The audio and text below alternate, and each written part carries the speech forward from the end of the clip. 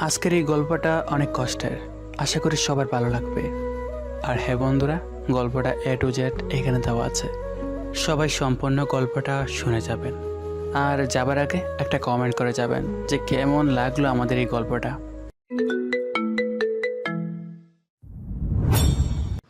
এই, তোমার ছেলেকে এখনো ঘরে বসিয়ে খাওয়াচ্ছ কেন? এভাবে আর কতদিন খাওয়াবে তোমার ছেলেকে? তোমার ছেলের চেয়ে ছোট ছোট ছেলেরাও বিদেশে চলে যাচ্ছে, ব্যবসা করছে, কাজ করে খাচ্ছে, কিন্তু তোমার ছেলে ঘরে বসে বসে খাচ্ছে কেন? এগুলো আর আমার চোখের সামনে সহ্য হচ্ছে না। তোমাদের বাবা ছেলে আদিক্ষেতা। এতক্ষণ যে মহিলাটা কথা বলল সে আর কেউ না, সে হলো রাহুলের সৎমা। রাহুলের মা মারা যাওয়ার পর রাহুলের বাবা ওনাকে বিয়ে করেন। ওনার ইচ্ছে ছিল না বিয়ে করেন, কিন্তু রাহুল ছোট থাকায় ওনাকে জোর করে বিয়ে করেন ওনার মা। প্রথম প্রথম সব কিছু ভালোই চলছিল। যখন ওনার সন্তান হলো তারপর থেকে রাহুলের প্রতি ওনার বিরক্তি চলে আসে কেন যেন। এতদিন রাহুল হোস্টেলে ছিল মাত্র, বাংলাদেশের পড়াশোনা শেষ করেছে, সেই জন্য এখন বাড়িতে একটু বিশ্রাম নিচ্ছে। কিছুদিন পর বাবার ব্যবসায় বসবে, সেজন্য বাবা নিজে বলেছে ওকে যেন একটু বিশ্রাম নিয়ে তারপর বাসায় গিয়ে বসে। তুমি এমন করতেছো কেন? আমি নিজেই তো ওকে বলেছি কিছুদিন রেস্ট করতে। মাত্র পড়াশোনাটা শেষ করলো ছেলেটা, কিছুদিন পর ব্যবসায় বসবে ও। আমি রাজনীতির পাশাপাশি ব্যবসাটার মধ্যে সময় দিতে পারি না, সেজন্য রাহুল সময় দেবে ব্যবসায়। আশা করি এতে আর তোমার কোনো সমস্যা হবে না। কেন পড়াশোনা করেছে? ও নিজেরটা নিজে করে নেবে, কেন তোমার ব্যবসায় বসতে যাবে? এখন কিন্তু তুমি বেশি বেশি করতেছো। এতদিন তোমার সব কথা শুনেও না শোনার মতো ছিলাম। আমার সব কিছুই আমার ছেলেমেয়ের। আমার বয়স হচ্ছে দিন দিন। আমার কিছু একটা হয়ে গেলে তারপর রাহুলকে সব কিছু দেখাশোনা করতে হবে। সেই জন্য আগের থেকেই আমার ছেলেকে সব কিছুতে পারফেক্ট করে নিচ্ছি। এতে তুমি কোনো হস্তক্ষেপ করতে আসবে না। তুমি আমার সাথে এভাবে কথা বলতে পারলে? কই, এত বছরে তো কখনো আমার সাথে এইভাবে কথা বলনি। এত বছর যে তোমার এই রূপটা পুরোপুরি প্রকাশ পায়নি, যদিও অল্প অল্প করে পেয়েছে, কিন্তু আজকে তুমি ধৈর্যের বাঁধ ভেঙে ফেলেছো। তোমার মুখ থেকে আর কিছু শুনতে চাই না। তুমি চলে যাও এখান থেকে। তোমার মুখটা এখন দেখতে চাচ্ছি না। পরে আসো সামনে, এখন আমার কাজ আছে। সৎমা কিছু বলতে যাবে, বাবা হাত দেখিয়ে না করে। উনি চুপচাপ সেখান থেকে চলে যায়। এত বছরে বাবার রাগ সম্পর্কে ওনার বেশ ভালোই অবগত হয়েছেন, এই জন্য বাবা না করার উপরে তিনি আর আগ বাড়িয়ে কথা বলতে চাননি।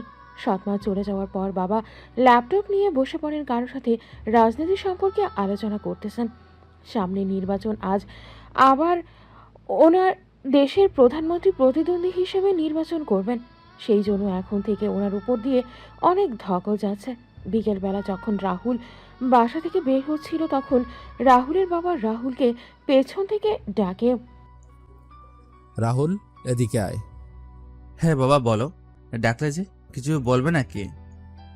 হ্যাঁ, বলার জন্যই তো তোকে ডাকলাম। তা কোথায় যাচ্ছিস বিকাল করে? তেমন বিশেষ কোনো জায়গা না, এমনিতে বন্ধুদের সাথে একটু আড্ডা দিতে যাচ্ছি। সারাদিন তো বাসায় বসে থাকি, ভালো লাগে না। ও আচ্ছা, বুঝতে পেরেছি। আজকে যেতে হবে না আড্ডা দেওয়ার জন্য। আজ তোর চাচার বাড়িতে যা। তোর চাচা আমাকে কিছুদিন আগে বলেছিল তোকে যাওয়ার জন্য, কিন্তু আমার মনে ছিল না তোকে বলতে। হঠাৎ করে চাচা বলল যাওয়ার জন্য? কোনো বিশেষ দরকার নাকি? আর কবে বলেছে যাওয়ার জন্য? না, বিশেষ দরকার না মনে হয়, কিন্তু তোর চাচি হয়তো তোকে দেখতে চেয়েছে, অনেকদিন ধরে নাকি যাস না। সেজন্য তোর চাচি তোর চাচাকে বলেছে, আর তোর চাচা আমাকে বলেছে। তোর সিম নাম্বার তো চেঞ্জ করে ফেলেছিস, সেই নাম্বার ওদের কাছে ছিল না, তাই তোকে ফোন করতে পারিনি, আমাকে বলেছি। এখন আর দেরি করিস না, ওইদিকে চলে যা তোর চাচার বাসায়, রাত্রে খাবার খেয়ে তারপর ফিরে আসিস। আচ্ছা ঠিক আছে বাবা, তাহলে আমি যাচ্ছি চাচার বাসায়। দেখি সন্ধ্যার আগে চলে আসব। আর যদি চাচি বেশি জোর করে তাহলে তো আর আসতে পারবো না। দরকার নেই, একেবারে খাওয়া দাওয়া করে তারপর ফিরবি। বাড়িতে তো তোর কোনো কাজ নেই, আর পারলে ওদেরকে নিয়ে একটু বের হোস। তোর চাচা ব্যস্ত থাকার কারণে ওদেরকে নিয়ে বের হতে পারে না, ওদেরকে বাইরে থেকে একটু ঘুরিয়ে আনিস। আচ্ছা ঠিক আছে, তুমি যা বলতেছো চেষ্টা করব। আর হ্যাঁ, যাওয়ার সময় ওদের জন্য কোনো কিছু নিয়ে যাস। হ্যাঁ আমার মনে আছে বাবা, ওদের জন্য যাওয়ার সময় আইসক্রিম নিয়ে যাব, ঠিক আছে? তাহলে তুমি থাকো, আমি তাহলে যাচ্ছি। এটা বলে রাহুল সেখান থেকে চলে যায়। রাহুল চলে যাওয়ার পর রাহুলের বাবা মনে মনে ভাবতে লাগলো, রাহুলের চাচির কোনো ছেলে নেই, সবসময় রাহুলকে ছেলে হিসেবে দেখে এসেছে। ছোটবেলায় চেয়েছিল রাহুলকে নিয়ে যেতে ওনার কাছে, কিন্তু রাহুলের বাবা উনি রাহুলকে ছাড়া থাকতে পারবে না, সেই জন্য আর রাহুলকে দেয়নি। কিন্তু রাহুলকে সপ্তাহে একবার হলেও নিজের কাছে নিয়ে রাখতো, রাহুলকে নিজের হাতে খাইয়ে দিত। এক কথায় মায়ের যে অভাবটা সেটা কখনো বুঝতে দেয়নি এই চাচি। এই তো মাত্র কিছুদিন রাহুলের সাথে যোগাযোগ হয়নি ওনার। রাহুল নতুন সিম নেওয়ার কারণে সর্বোচ্চ 10 থেকে 15 দিন হবে। সেই জন্য রাহুলকে বাসায় যেতে বলেছে ওর চাচার মাধ্যমে। ওনাকে এক কথায় রাহুলের মা বলাই চলে। রাহুল চলে যাওয়ার পর রাহুলের বাবাও সেখান থেকে উঠে কোথাও বের হন। রাহুল তার বাইক নিয়ে চলে যায় ওর চাচার বাড়িতে। আসলে রাহুলের বাবা ওকে বাইক কিনে দিতে চায়নি, কিন্তু রাহুল তো যা বলবে তা করেই ছাড়বে। তার বাইক কেনাতে ইচ্ছে করেছিল, সে বাইক কিনে তারপর ক্ষান্ত হয়েছে। রাহুলের বাবার গাড়ি 2টা, ওকে বলা হয়েছিল তুই তোর পার্সোনাল একটা নিয়ে নে, কিন্তু তাও রাহুলের বাইক চাই। তারপর রাহুলের বাবা বাধ্য হয়ে ওকে বাইক কিনে দেয়। রাহুল তার চাচার বাড়ি যাওয়ার সময় ওর চাচাতো বোনদের জন্য একজনের জন্য চকলেট ফ্লেভার আইসক্রিম, আরেকজনের জন্য স্ট্রবেরি ফ্লেভারের আইসক্রিম নিয়ে যায়। ওর চাচার 2 মেয়ে, ওরা দুজনেই রাহুলের থেকে অনেক ছোট। অনিতা রাহুলের থেকে 7 বছরের ছোট, আর ঈশিতা রাহুলের থেকে 10 বছরের ছোট। ওর চাচার বাড়ির সামনে গিয়ে যখন কলিং বেল দেয়, তখন দৌড়ে এসে অনিতা দরজা খুলে দেয়। এভাবে এসেছিস কেন? মাথার ওড়না কোথায় তোর? আর বাইরের মানুষ আসলে কেন ওদের সামনে যেতে হবে? বাড়িতে কি দরজা খোলার আর মানুষ নেই? চাচু বলেছিল আপনি আসতেছেন, সেজন্য ভেবেছি আপনি এসেছেন, তাই দরজা খুলতে এসেছি। আমি এসেছি সেটা তুই 100% শিওর ছিলি কি করে? আমার জায়গায় অন্য কেউ তো আসতে পারতো, তাই না? পরের বার থেকে যেই আসুক না কেন, দরজা খুলতে যেন না দেখি। চাচি আসে দরজা খোলার জন্য, তোকে এইভাবে এসে দরজা খুলতে যেন না দেখি, এতটুকু বলে দিলাম। মনে থাকবে, পরের বার থেকে আর কখনো এরকম হবে না। ঠিক আছে, মনে থাকে যেন। আর এই নে, তোদের জন্য আইসক্রিম নিয়ে এসেছি, তোর জন্য চকলেট ফ্লেভার, আর ঈশিতার জন্য স্ট্রবেরি ফ্লেভার নিয়ে এসেছি। ঈশিতা কোথায়? ওকে দেখতে পাচ্ছি না। রাহুলের এই কথা বলার সাথে সাথে ঈশিতা এসে জিজ্ঞেস করো, আরে রাহুল ভাইয়া যে, কেমন আছো? এবার অনেক দিন পর এসেছো তুমি আমাদের বাড়িতে। তুমিও আসো না, আমাদেরও ঘুরতে যাওয়া হয় না। আজকে আমাদেরকে ঘুরতে নিয়ে যাবে? হ্যাঁ। আলহামদুলিল্লাহ ভালো আছি, তুই কেমন আছিস? পড়াশোনা কেমন চলতেছে? আলহামদুলিল্লাহ ভালো চলতেছে ভাইয়া, কিন্তু তুমি আমার প্রশ্নের উত্তর দিলে না, আমাদেরকে ঘুরতে নিয়ে যাবে কি না।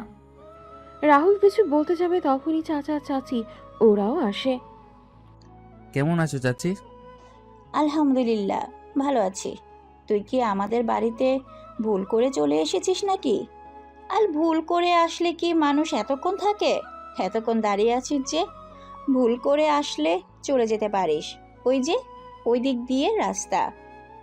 চাচি রাগ করো না, আর হবে না এরকম, আর কখনো এরকম হবে না।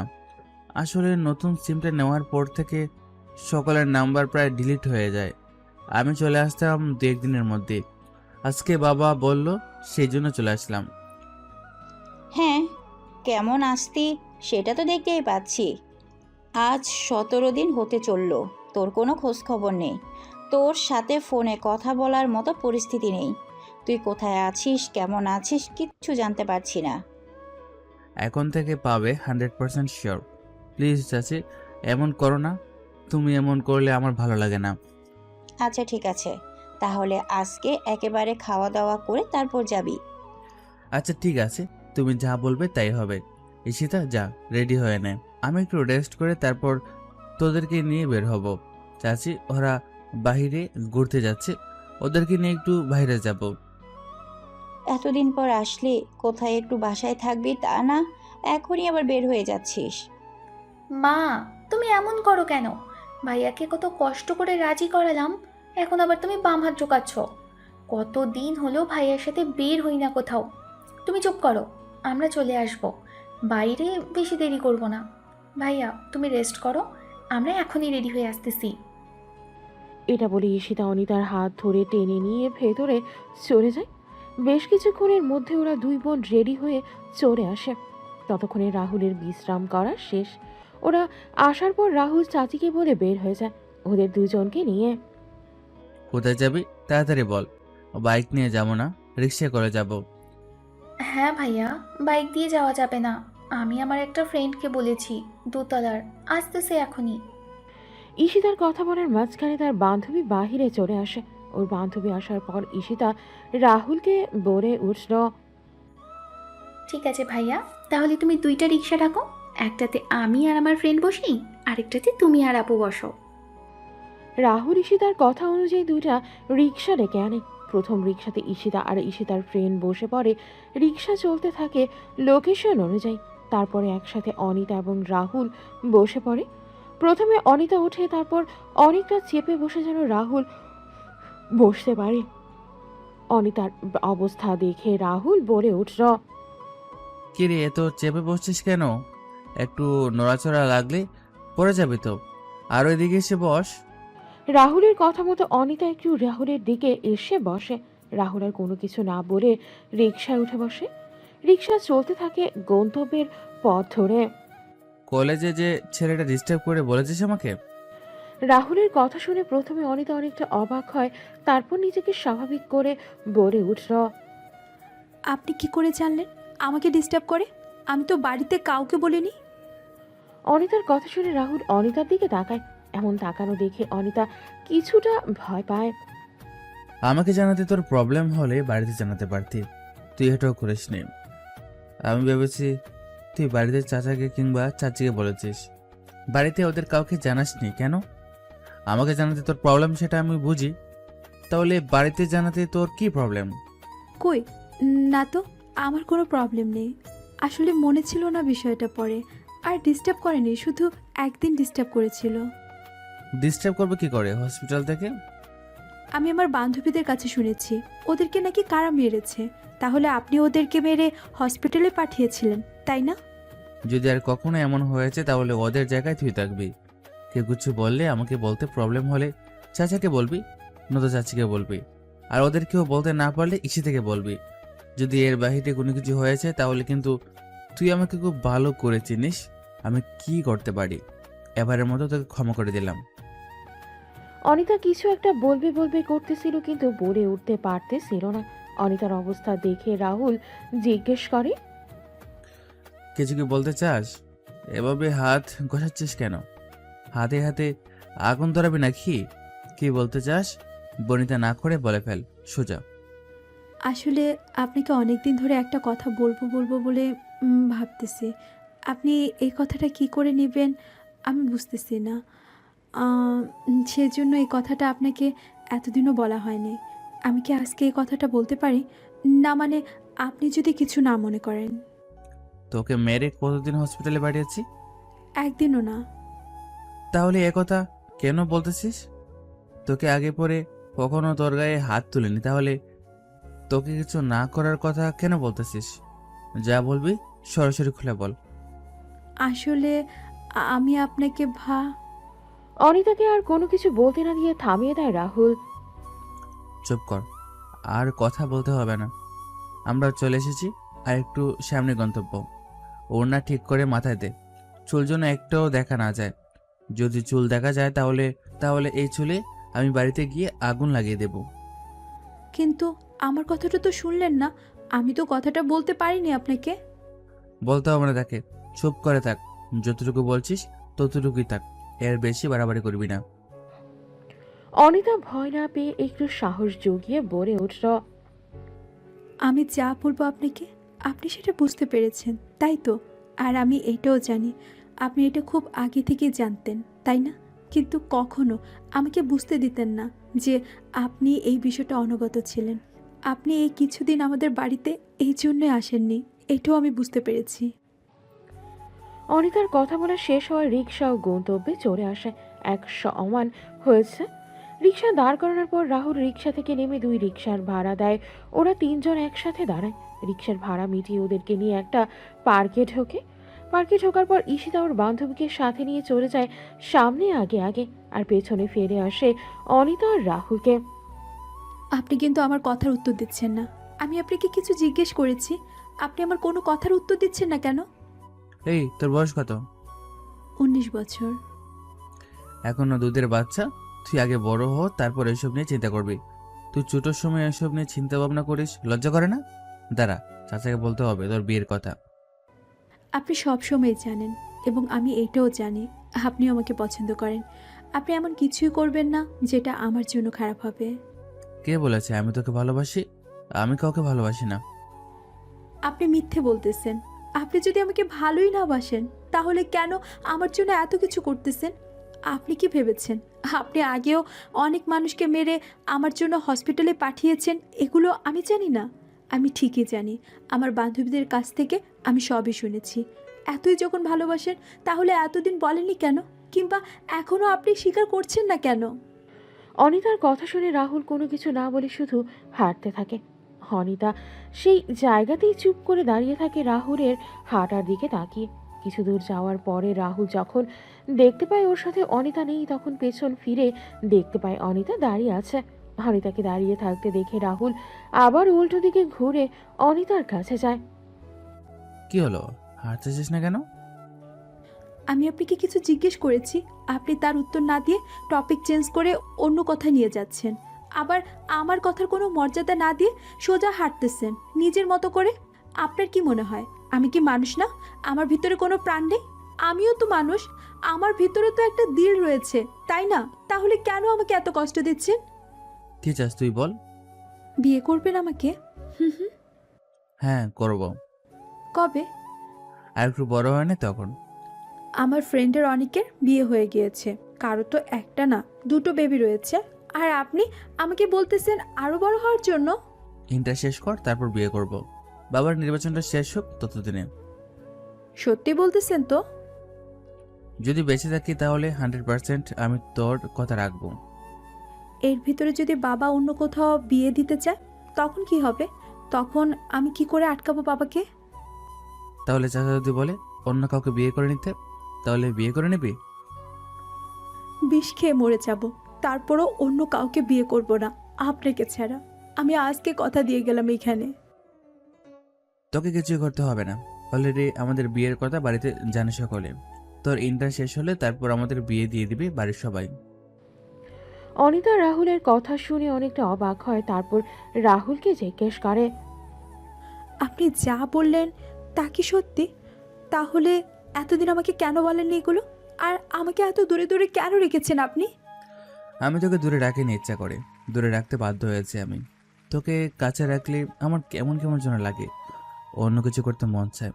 সেজন্য তোর থেকে নিজের দূরত্ব বাড়িয়ে রাখতাম। তারপর একে একে সব কথা খুলে বলে অনিতাকে রাহুল।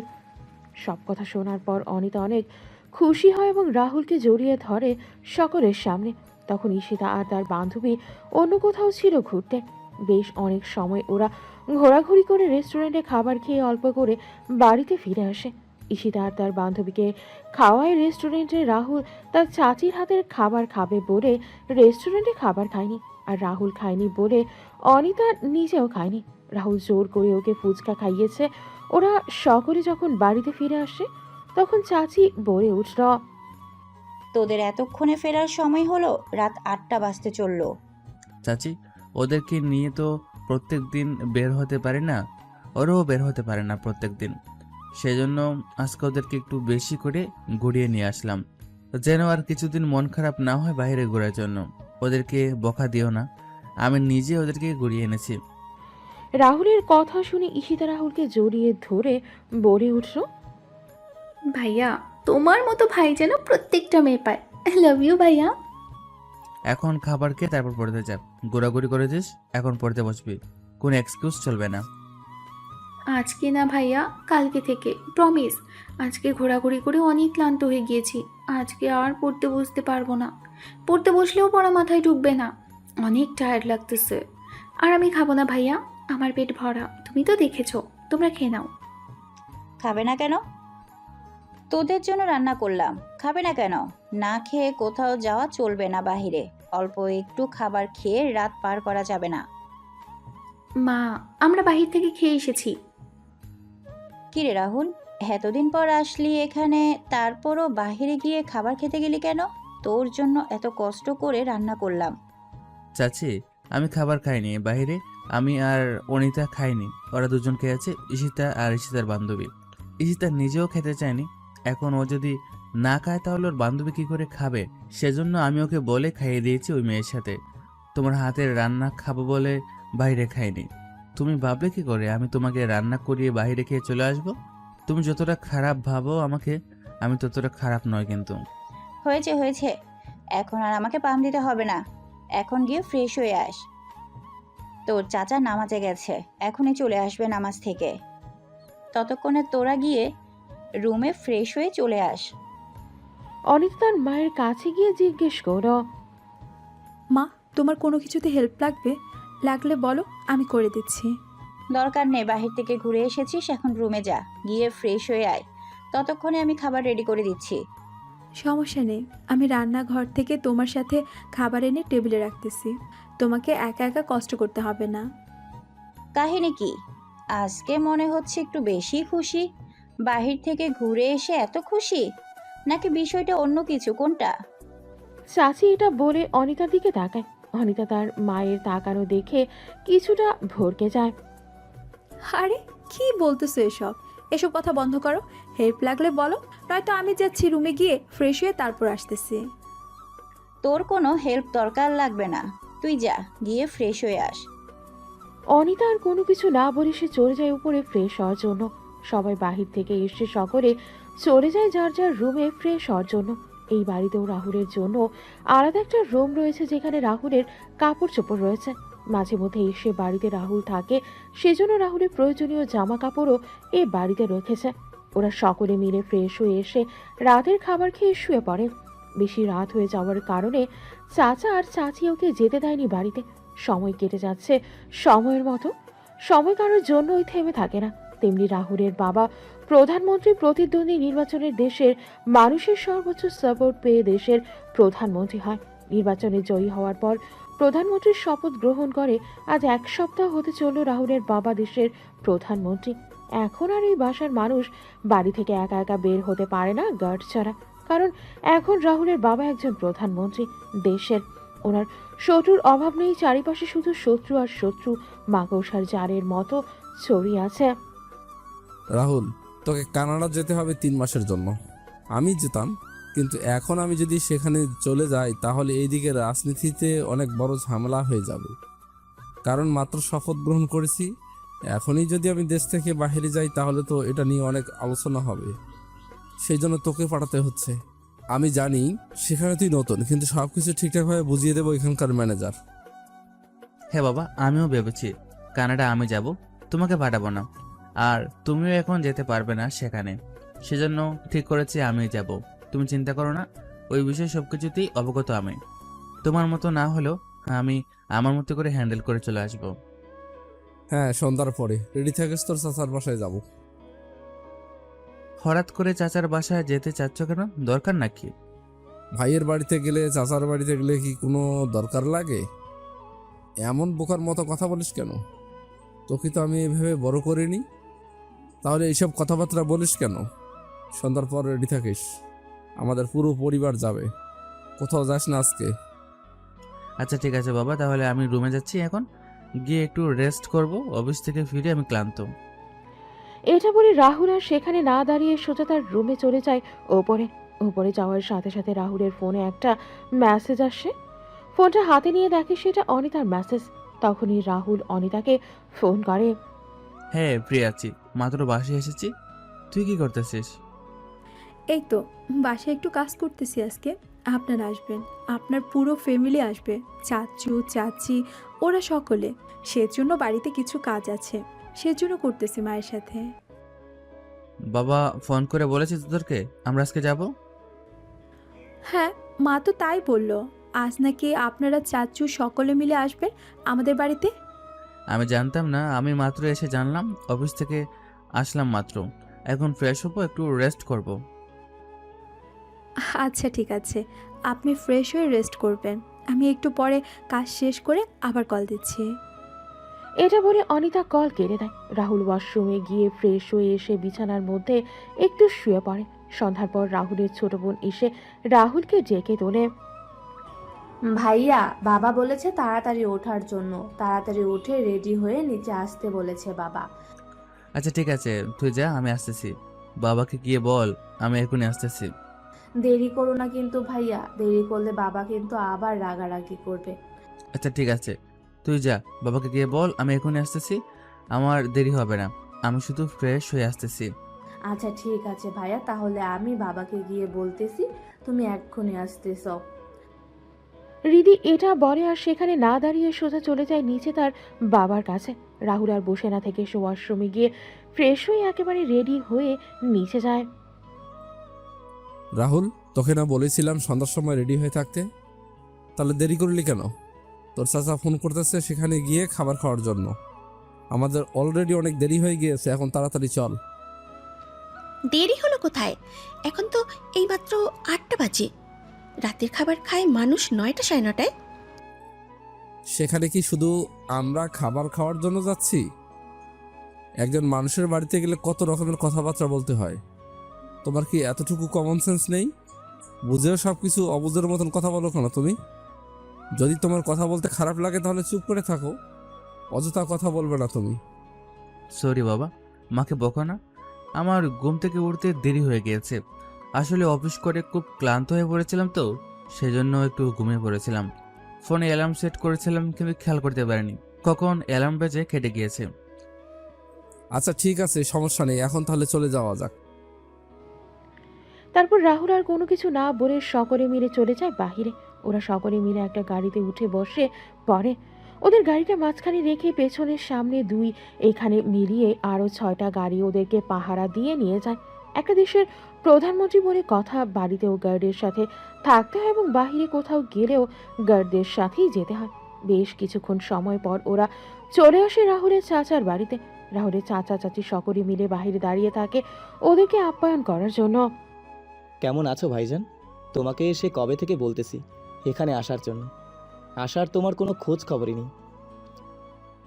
আলহামদুলিল্লাহ ভালো আছি ভাই, তুই কেমন আছিস? তুই তো ভাই সব কিছুই জানিস কতটা ব্যস্ততার মধ্যে দিন কাটছে এখন।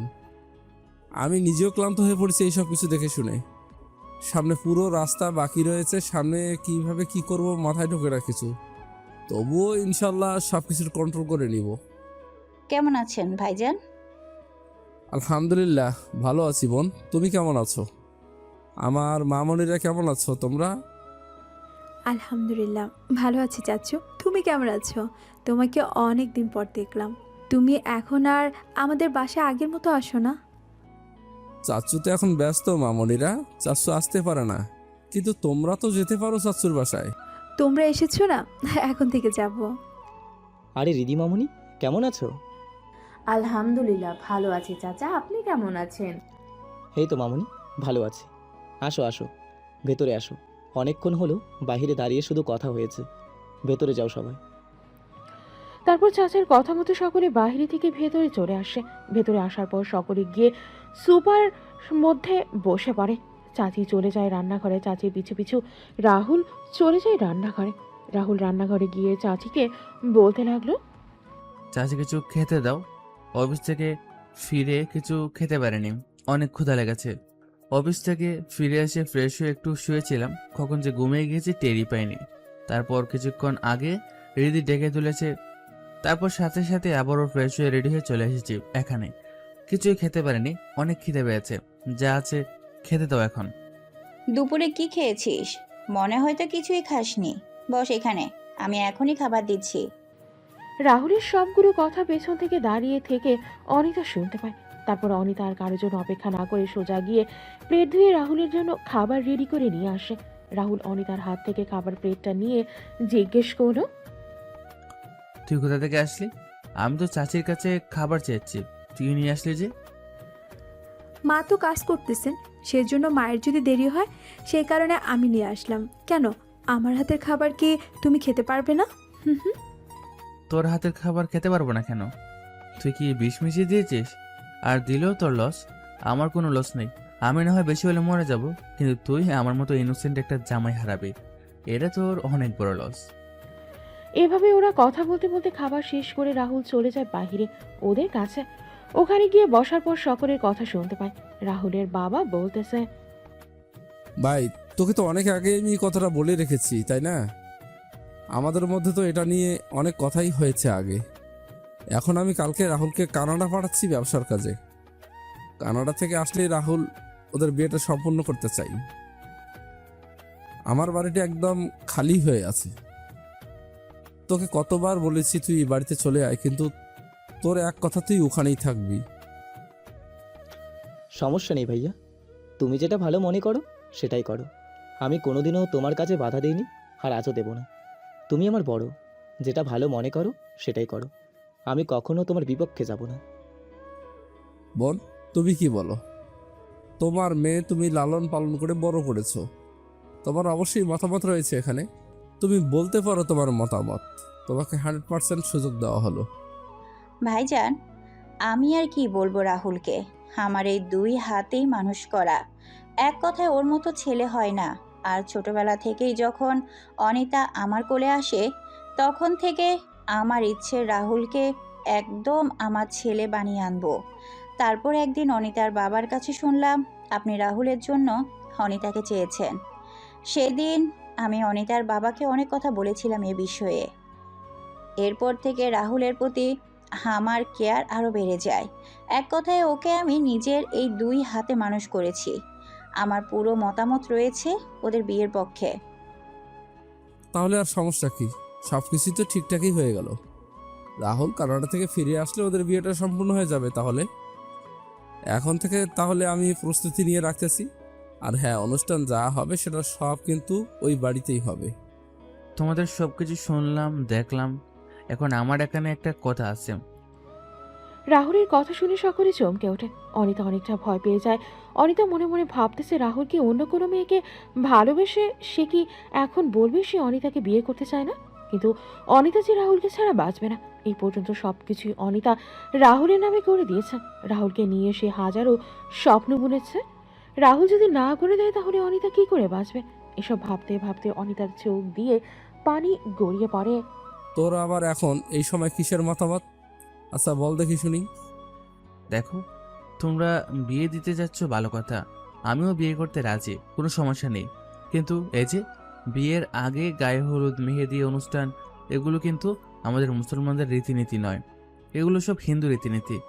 সেজন্য শুধু একদিন অনুষ্ঠান হবে, সেটাও বিয়ের দিন। শুধু মানুষকে দাওয়াত করে এনে খাইয়ে তারপর বিদায় করে দেবে, এবং সেটাও সম্পূর্ণটাই আমাদের বাড়িতে, আমার টাকায় হবে। আমার মতামত এটাই। তোমাদের কোনো প্রবলেম আছে এতে? রাহুলের কথা শুনে অনিতা তার চোখ থেকে গড়িয়ে পড়া জলটুকু মুছে নেয়। অল্প হাসি মুখে রাহুলের দিকে তাকায়। আবারও মনে মনে ভাবতে লাগলো সে এতক্ষণ কত কিছু চিন্তা করে কান্না করেছে। আর রাহুল কি বলেছে? রাহুল যে বলে সে আসলেই বোকা ঠিকই বলে। কোনো কিছু শোনার আগে নিজের মতো করে ভেবেচিন্তে কান্না করে। এটা একমাত্র অনিতার দ্বারাই সম্ভব। আচ্ছা ঠিক আছে, তুই যেহেতু এভাবে চাচ্ছিস তাহলে আমরাও এভাবেই করব। কি ভাই, এতে তোর কোনো প্রবলেম আছে? থাকলে বলতে পারিস, কিন্তু সব কিছু এখনই মিটমাট করে ফেলি। ও বিদেশ থেকে আসার পর যেন শুধু বিয়েটা সম্পূর্ণ করতে পারি, সে প্রস্তুতিটা নিয়ে রাখি এখন আমরা। না ভাইয়া, আমার এখানে এখন কোনো বিরোধ নেই। যে কথাটা আমাদের চিন্তা করা দরকার ছিল সে কথাটা রাহুল চিন্তা করতেছে। ভাবতে পারছো? আসলেই তো এগুলো হিন্দু রীতিমতো আমরাও ব্যবহার করে আসছি দিনের পর দিন। অনিতার মা, তোমার কোনো বিরোধ আছে এইখানে? আমার ছেলে রাহুল যা বলছে আমি তার সাথে একমত একদম। রাহুল তো ঠিকই বলেছে, ভুল কোনো কিছুই বলেনি। আমরা মুসলমান হয়ে কেন শুধু শুধু হিন্দুদের রীতিনীতি পালন করব? এগুলো একবারও আমার মনে আসেনি।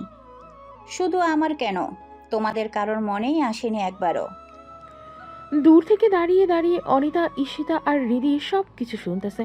ঈশিতা মজা করে বলে উঠল অনিতাকে, আপু, বিয়ে তো তোমাদের পারিবারিকভাবে আগে থেকেই ঠিক, কিন্তু তোমাদের প্রেম ছিল এটা আমি 100% শিওর।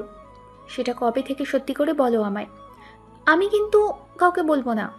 যদি আমাকে না বলো তাহলে কিন্তু আমি আরও বানিয়ে বানিয়ে গিয়ে মাকে সব কিছু বলবো। ঈশিতা, তুই আমার ভাবিকে এভাবে ব্ল্যাকমেল করতে পারিস না। ভাবি, ঈশিতা যা বলতেছে আমরা শুনি, তুমি তাড়াতাড়ি বলে ফেলো, না হলে কিন্তু ঈশিতার সাথে আমিও গিয়ে চাচিকে বলবো। বোন, তুই কি পোল্টি বাজ রে? প্রথমে ভেবেছিলাম তুই আপুর পক্ষে চলে গিয়েছিস, কিন্তু এখন দেখি না, তুই তো আমার পক্ষেই আছিস। কিন্তু কি স্টাইলে ইনফিনিলি! এখন তুই চুপ কর আর ভাবি তুমি বলো। আমি তোমার 10টা না 5টা না, একটা মাত্র ননদ, আমাকে বলবে না? কি শুরু করলি তোরা? এখন কিন্তু আমার হাতের মাইর খাবে। চুপ করে থাক তোরা, এত কথা বলিস কেন? মা! অনিতা তাড়াতাড়ি করে এসে তার মুখ চেপে ধরে বলে উঠল, এই, এভাবে মাকে ডাকছিস কেন? চুপ করে থাকতে পারিস না? এত কথা বলিস কেন? তাহলে বল, কবে থেকে ভাইয়ের সাথে রিলেশনে আছিস তোরা? আমি তোদের বড় বোন, একটু তো লজ্জা শরম রাখ তোরা। লজ্জা শরমের মাথা খেয়ে ফেলেছিস তোরা একেবারে। ভাবি, এত লজ্জা শরম লাগলে বাসর করতে পারবা না কিন্তু। অনিতা রিদির কান ধরে বলে উঠল, বড্ড পাকা পেকে গিয়েছিস তোরা, তোদের দুটোর ব্যবস্থা করতে হবে তারা। এখন তুই কি বলবি নাকি মার কাছে যাবো আমরা? কোনটা? কবে থেকে তোদের রিলেশন শুরু হয়েছে সত্যি করে বলবি। আমরা দুজন দুজনকে আরও অনেক আগে থেকেই পছন্দ করতাম, কিন্তু ওই দিন ঘুরতে গিয়েছিলাম, সেই দিন থেকে একে অপরকে বলি। যদিও তোর ভাইয়া আগে থেকে বলেনি, আমি নিজেই বলেছি। উনি প্রথমে স্বীকার করতে চায়নি, তারপর যখন আমি চাপ দিচ্ছিলাম তখনও স্বীকার করে না। তারপর আস্তে আস্তে পরিবারের ঘটনা সব খুলে বলে আমাকে। তারপর গল্প শেষ করে ওরা খাওয়া দাওয়া করে চাচার বাসা থেকে চলে আসে। বাসায় আসার আগে রাহুল অনিতার সাথে আলাদা দেখা করে আসে। রাহুল, এখন গিয়ে আর লেট করিস না, ঘুমিয়ে পড়। দুপুর 2টায় তোর ফ্লাইট। তোর সব কিছু কমপ্লিট করে রাখা আছে, তুই শুধু রেডি হবি। ঘুমিয়ে পড় যেন সকালে তাড়াতাড়ি উঠতে পারিস। আর তোর যা যা পার্সোনাল জিনিস দরকার সব কিছু নিয়ে নিস। আচ্ছা ঠিক আছে বাবা, তুমি টেনশন করো না, আমি ঘুমিয়ে পড়তেছি। এখন তুমিও গিয়ে ঘুমিয়ে পড়ো। রাহুল এটা বলে উপরে চলে যায়। তার রুমে গিয়ে ফোন হাতে নিয়ে অনিতাকে গুড নাইটে একটা টেক্সট পাঠিয়ে সে শুয়ে পড়ে। পরের দিন সকালে উঠে রেডি হয়ে অনিতার সাথে বাহিরে দেখা করতে যায়। অনিতা সেখানে আগে থেকেই বসেছিল। অনিতাকে বসে থাকতে দেখে রাহুল দৌড়ে যায়। সরি পাখি, আমার অনেক লেট হয়েছে, আসলে একটু ঘুম বেশি হয়ে গিয়েছে তো সেই কারণে। তুমি এখানে কতক্ষণ ধরে বসে আছো? সরি পাখি, আর কখনো এমন হবে না, রাগ করো না প্লিজ। আরে, আমি রাগ করিনি। রাগ করব কেন? ঘড়িতে তাকিয়ে দেখেন, এখনও সময় হয়নি আমাদের দেখা করার, কিন্তু আমি সেই সময়ের আগেই চলে এসেছি। হ্যাঁ, আপনি যে সময় বলেছিলেন আমি সেই সময়ের আগেই চলে এসেছি এখানে। তারপরও তুমি আমার আগে চলে এসেছো, এখানে এসে অপেক্ষা করেছো আমার জন্য, তার জন্য সরি। আজকে বেশিক্ষণ থাকতে পারবো না পাখি, আমাকে চলে যেতে হবে। 11টার মধ্যে বাসা থেকে বের হয়ে যেতে হবে, সেজন্য একেবারে রেডি হয়ে চলে এসেছি। তোমার এখান থেকে গিয়ে শুধু লাগেজটা নিয়ে বের হয়ে যাব। কানাডায় গিয়ে বিদেশি মেয়েদের সাথে মিশবেন না, মনে রাখবেন দেশে আপনার জন্য কেউ অধীর আগ্রহে অপেক্ষা করতেছে। আপনি মানুষটা পুরোটাই আমার। আপনাকে বিন্দু পরিমাণ কারোর সাথে শেয়ার করা আমার পক্ষে সম্ভব না। আমার এই অনুরোধটুকু রাখবেন সব সময়। কথা দিচ্ছি, আজকে থেকে কখনোই এই শরীরে তুমি ছাড়া অন্য কোনো নারীর স্পর্শ আমি পেতে দিব না। তুমি একমাত্র আমার পার্সোনাল নারী, যে কিনা আমাকে যে কোনোভাবে যে কোনো পরিস্থিতিতে ছুঁতে পারবে, ধরতে পারবে, যা ইচ্ছে করতে পারবে। তুমি ছাড়া সেই অধিকার কারোর ছিল না, এখনো নেই, ফিউচারও থাকবে না। এভাবে কথা বলতে বলতে একটা সময় ওদের যাওয়ার আলাদা সময় হওয়ার সময় হয়ে যায়। তখন ঈশিতা এসে অনিতাকে নিয়ে যায়। যাওয়ার সময় অনিতা অনেক কান্না করে রাহুলকে জড়িয়ে ধরে, কিন্তু রাহুলের তো এখানে কোনো কিছুই করার নেই, কারণ রাহুলকে যেতেই হবে। 3 মাসের জন্য যেতেই হবে রাহুলকে, এখানেই তার হাতে কিছুই নেই। সে যদি পারতো তাহলে বাংলাদেশের এই কানাডার কাজগুলো সম্পূর্ণ করতো, কিন্তু কানাডার কাজগুলো সেখানে গিয়ে সম্পূর্ণ করতে হবে। রাহুল বাড়িতে গিয়ে লাগেজটা নিয়ে 11টার মধ্যে বাসা থেকে বের হয়ে যায়, বাড়িতে সবাইকে বলে। এয়ারপোর্ট পর্যন্ত রাহুলের বাবা এগিয়ে দিয়ে যায়। বিমানে উঠে যাওয়ার কিছুক্ষণ পরে বিমান ফ্লাই করে। রাহুলের বিমান ছেড়ে যাওয়ার পর রাহুলের বাবা সেখানে দাঁড়িয়ে না থেকে চলে আসে। রাহুলের যেতে যেতে প্রায় 16 ঘন্টা সময় লাগে সেখানে ঠিকঠাকভাবে পৌঁছাতে। সেখানে পৌঁছে বাড়িতে সবাইকে ফোন করে বলে দেয়। ওদিকে রাহুল আস্তে আস্তে সব কিছুই কমপ্লিট করে আসতেছিল। বাড়ির সবার সাথে তেমন কোনো যোগাযোগ রাখতে পারতেছিল না, কারণ অফিসের কাজের চাপ ছিল অনেক বেশি। রাহুল চাচ্ছিল 3 মাসের কাজে 2 মাসে করে ফিরে আসতে বাংলাদেশে। সেই জন্য রাত দিন এক করে ওর কাজ করতেছিল। কানাডা যাওয়ার 15 দিনের মাথায় হঠাৎ বাংলাদেশ থেকে একটা ফোন আসে অচেনা নাম্বারে। সেই নাম্বারে কল রিসিভ করে একটা কথা শোনার পরই রাহুলের কান থেকে ফোনটা পড়ে যায়। ফোনে ওই পাশ থেকে, রাহুল, তোমার বাবা আর বেঁচে নেই। উনি মারা গিয়েছে হার্ট অ্যাটাক করে। যত তাড়াতাড়ি সম্ভব তুমি দেশে ফিরে আসো। রাহুলের কানকে যেন বিশ্বাস করতে পারতেছে না এই কথা। মাত্র 15 দিন আগেও যে মানুষটার সাথে এয়ারপোর্টের সামনে হাঁক করে এসেছে, সেই মানুষটা নাকি এখন আর বেঁচে নেই। এই কথাটা শুনতে তার বড্ড কষ্ট হচ্ছে। সে আর কখনোই মানুষটাকে হাঁক করতে পারবে না। রাহুল তাড়াতাড়ি করে কোম্পানির ম্যানেজারকে ফোন করে সব কিছু বুঝিয়ে দিয়ে ইমার্জেন্সি টিকিট কাটে বাংলাদেশের জন্য। ততক্ষণে আনিতার সাথেও কথা হয়। 16 ঘন্টার পথ আজ কে যেন তার কাছে 16 দিন মনে হচ্ছে। কোনোভাবেই তার সময় কাটতেছে না, রাস্তা আগাচ্ছে না মনে হচ্ছে। এরপর সে সবশেষে ফিরে আসে তার বাসায়। সে বাসায় আসার পর তার বাবাকে এক নজর দেখিয়ে দাফন করে দেওয়া হয়। তার বাবা মারা যাওয়ার আজ 1 সপ্তাহ হলো। তার চাচি এখন সবাই এই বাড়িতেই থাকে। আজকে তার বাবার দলের লোক আসে। সেই দলের একজন সিনিয়র কর্মকর্তা এসে রাহুলের সাথে বসে কথা বলার জন্য। আসসালামু আলাইকুম আঙ্কেল, ভালো আছেন? আল্লাহ রেখেছে ভালো। আমাদের সবাইকে বাবা একদিন না একদিন তো মরতে হবে। তোমার বাবা খুবই ভালো মানুষ ছিলেন। আল্লাহ ওনাকে পছন্দ করেছে, সেজন্য আগেই নিয়ে চলে গেছে ওনাকে। সেটা নিয়ে আফসোস করে কোনো লাভ নেই বাবা।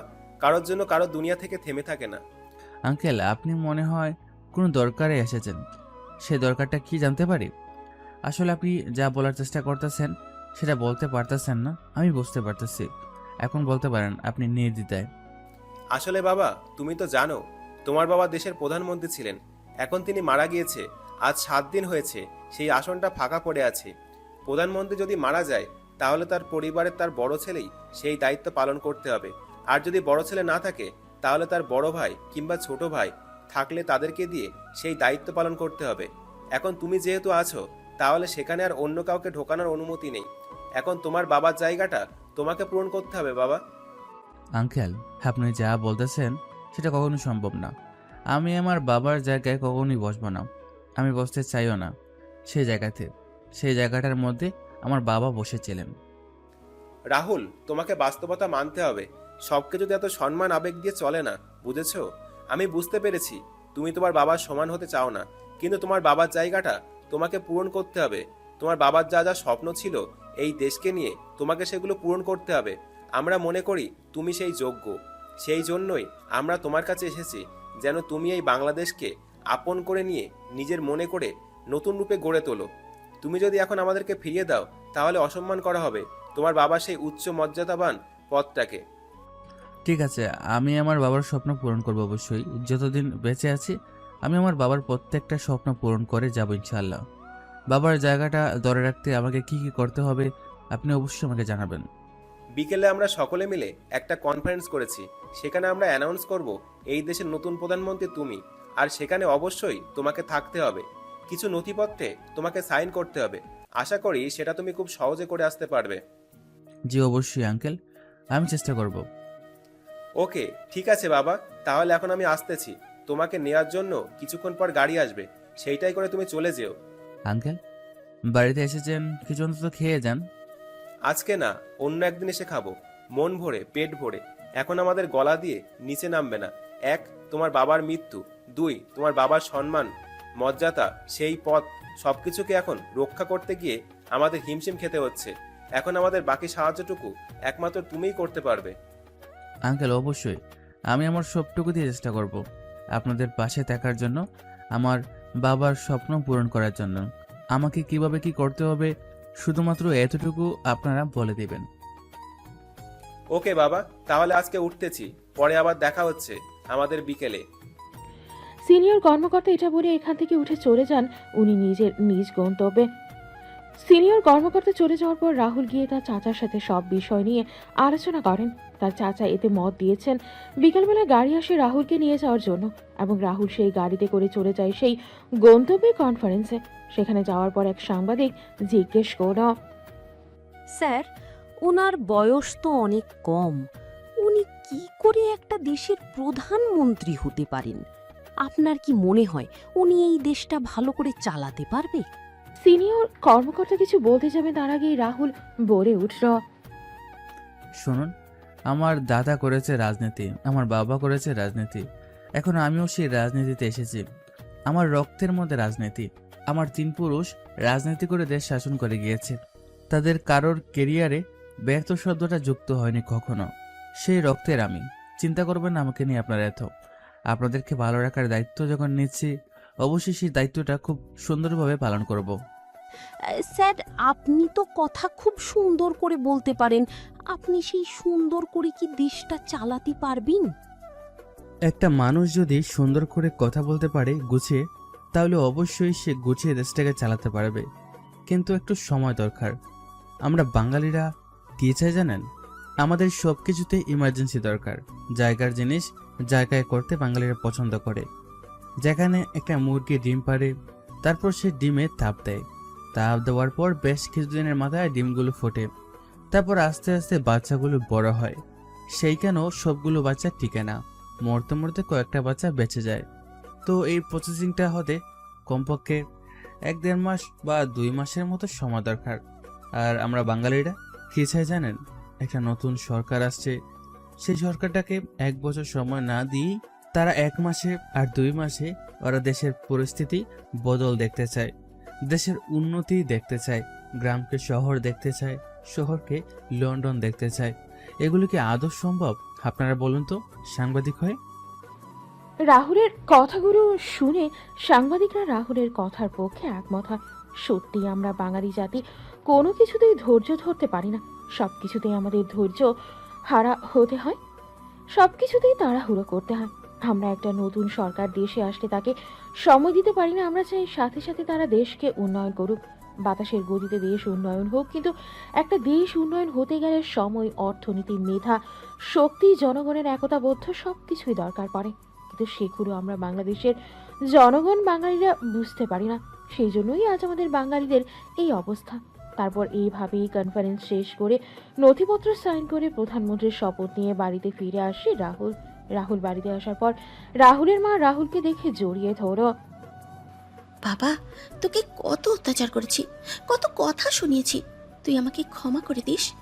জানি তোর কাছে ক্ষমা চেয়ে এখন আমি তোর অতীত ফিরিয়ে দিতে পারবো না, তোর শৈশবও ফিরিয়ে দিতে পারবো না, কিন্তু আমার তোর কাছে ক্ষমা চাওয়া ছাড়া যে আর কিছুই করার নেই। তুই আমাকে যে শাস্তি ইচ্ছে সেই শাস্তি দে, আমি সব কিছু মাথা পেতে নেব। মা, তুমি সব এগুলো কি বলতেছো? আমি কখনো তোমার উপর রাগ করিনি। তুমি আমার জন্য অনেক করেছো। ছোটবেলা থেকে মা ছিল না, তুমি আমার মায়ের অভাব পূরণ করেছো। তুমি আর চাচি না থাকলে জানি না আজ আমার কি অবস্থা হতো। তোমাদের ঋণ আমি কখনো শোধ করতে পারবো না। এসব কিছু ভুলে যাও মা। রাহুল, ফ্রেশ হয়ে আয়, আমি খাবার দিচ্ছি। চাচি, আমি ফ্রেশ হয়ে আসছি, তুমি খাইয়ে দিবে আজকে। আজকে তোমার হাতে খাবো। অনেক দিন ধরে তোমার হাতে খাবার খাই না। আজকে তুমি তোমার নিজের হাতে খাইয়ে দিবে। পারবে না নাকি সমস্যা হবে? পারবো না কেন? তোকে খাইয়ে দিতে চাই আমি, কিন্তু তুই এখন আমার হাতে খাবি কি না সেজন্য আমি কিছু বলি না। এখন যা, তুই গিয়ে ফ্রেশ হয়ে আস, আমি খাবার রেডি করি। তাড়াতাড়ি চলে আয়, আমি খাবার রেডি করে মাখতেছি। তুমি সব কিছু রেডি করো, আমি শুধু যাব, ফ্রেশ হয়ে চলে আসবো। এটা বলে রাহুল আর সেখানে না দাঁড়িয়ে সোজা চলে যায় উপরে। বেশ কিছুক্ষণ সময় নিয়ে রাহুল ওপর থেকে নিচে আসে ফ্রেশ হয়ে। রাহুল নিচে এসে দেখতে পায় তার চাচি তার জন্য খাবার মেখে বসে আছে। রাহুল আর দেরি না করে তার চাচির পাশে এসে বসে পড়ে। তার চাচি তাকে একে একে খাইয়ে দিতে থাকে। তখনই ওইখানে ওর সকলে চলে আসে। মা, আমাদেরকে তো কখনো খাইয়ে দাও না বড় হয়ে যাওয়ার পর। ভাইয়া এত বড় হয়ে গিয়েছে, তারপরও ভাইয়াকে তুমি খাইয়ে দিচ্ছ, এটা কেমন কথা? এটা কিন্তু মানা যাচ্ছে না। হ্যাঁ তাই তো চাচি, তুমি তো কখনো আমাদেরকে খাইয়ে দাওনি, আমাকেও খাইয়ে দাওনি, তুমি ভাইয়াকে একা একা খাইয়ে দিচ্ছ, এগুলো কিন্তু মানবো না। তোরাও আয়, তোদেরকেও খাইয়ে দিচ্ছি। তোদের আর মানতে হবে না, চলে আয়, তোরাও তোদেরকে খাইয়ে দেই। চাচির এই কথা শোনার পর ওরা সকলে দৌড়ে চলে আসে সেখানে। ওরা তিনজন, অনিতা, ঈশিতা আর রিধি, ওরা তিনজন এসে চাচির আশেপাশে ঘিরে দাঁড়ায়। তারপর চাচি একে একে চারজনকে খাইয়ে দেয় পুরো খাবারটুকু। ওদের খাবার খাওয়ার মাঝখানে চাচা আসে বাইরে থেকে, সে ওদেরকে খেতে দেখে রাহুলকে বলে উঠল, রাহুল, খবরটা শেষ করে আমার সাথে এসে দেখা কর, তোর সাথে পার্সোনাল কথা আছে। কিছু খাবার শেষ করে সোজা আমার রুমে চলে আসবি। এটা বলে চাচা সেখানে না দাঁড়িয়ে সোজা তার রুমে চলে যায়।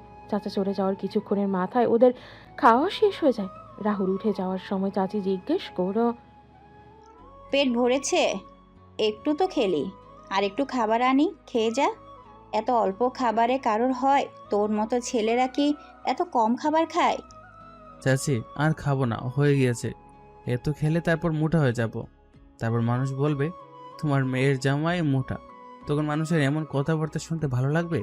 যদি শুনতে ভালো লাগে তাহলে খাও আরো। রাহুলের কথা শুনে অনিতা অনেকটা লজ্জা পায় সকলের সামনে। ওখানেই বসা দুজন, রিদি আর ঈশিতা, ওরা দুজন দুজনের দিকে তাকিয়ে হাসতে থাকে। হয়েছে হয়েছে, এখন চুপ করে তোর চাচার কাছে যা, গিয়ে দেখ কেন রেখেছে তোকে। আচ্ছা ঠিক আছে চাচি, তুমি ওদেরকে খাবার খাইয়ে তারপর মাকে নিয়ে খেয়ে নাও। আমি চাচাকেও পাঠাচ্ছি গিয়ে। এটা বলে রাহুল আর সেখানে না দাঁড়িয়ে সোজা ওপরে উঠে যায়। উপরে উঠে তার চাচার রুমের সামনে দাঁড়িয়ে দরজার মধ্যে নক করে। তখনই ভেতর থেকে তার চাচা বলে ওঠে, আয়, ভেতরে আয়। হ্যাঁ চাচা, বলো কি বলতে ডেকেছো এখানে? আসলে কথাটা কিভাবে বলবো বুঝতে পারছি না।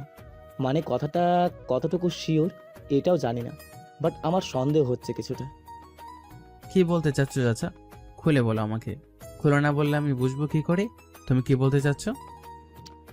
আসলে আমার মনে হচ্ছে ভাইয়ার মৃত্যুটা স্বাভাবিক না। কারণ যখন আমরা ভাইয়াকে ডক্টরের কাছে নিয়ে গিয়েছি, তখন ডক্টর প্রথমে বলেছিল ওনার খাবারে প্রথমে কোনো কিছু মেশানো ছিল। তারপর সেই ডক্টর বদলে অন্য ডক্টর পাঠায়। সেই ডক্টর এসে বলে ভাইয়ার নাকি হার্ট অ্যাটাক হয়েছে। সে প্রথম ডক্টর যিনি বলেছিলেন ভাইয়ার খাবারে কোনো কিছু মেশানো হয়েছিল, সেই ডক্টরের কথা জিজ্ঞেস করা হলে ওরা বলে সেই ডক্টর নাকি ভুল তথ্য দিয়েছে ওদেরকে। উনি নাকি ভালো একজন ডক্টর নন, সেজন্য।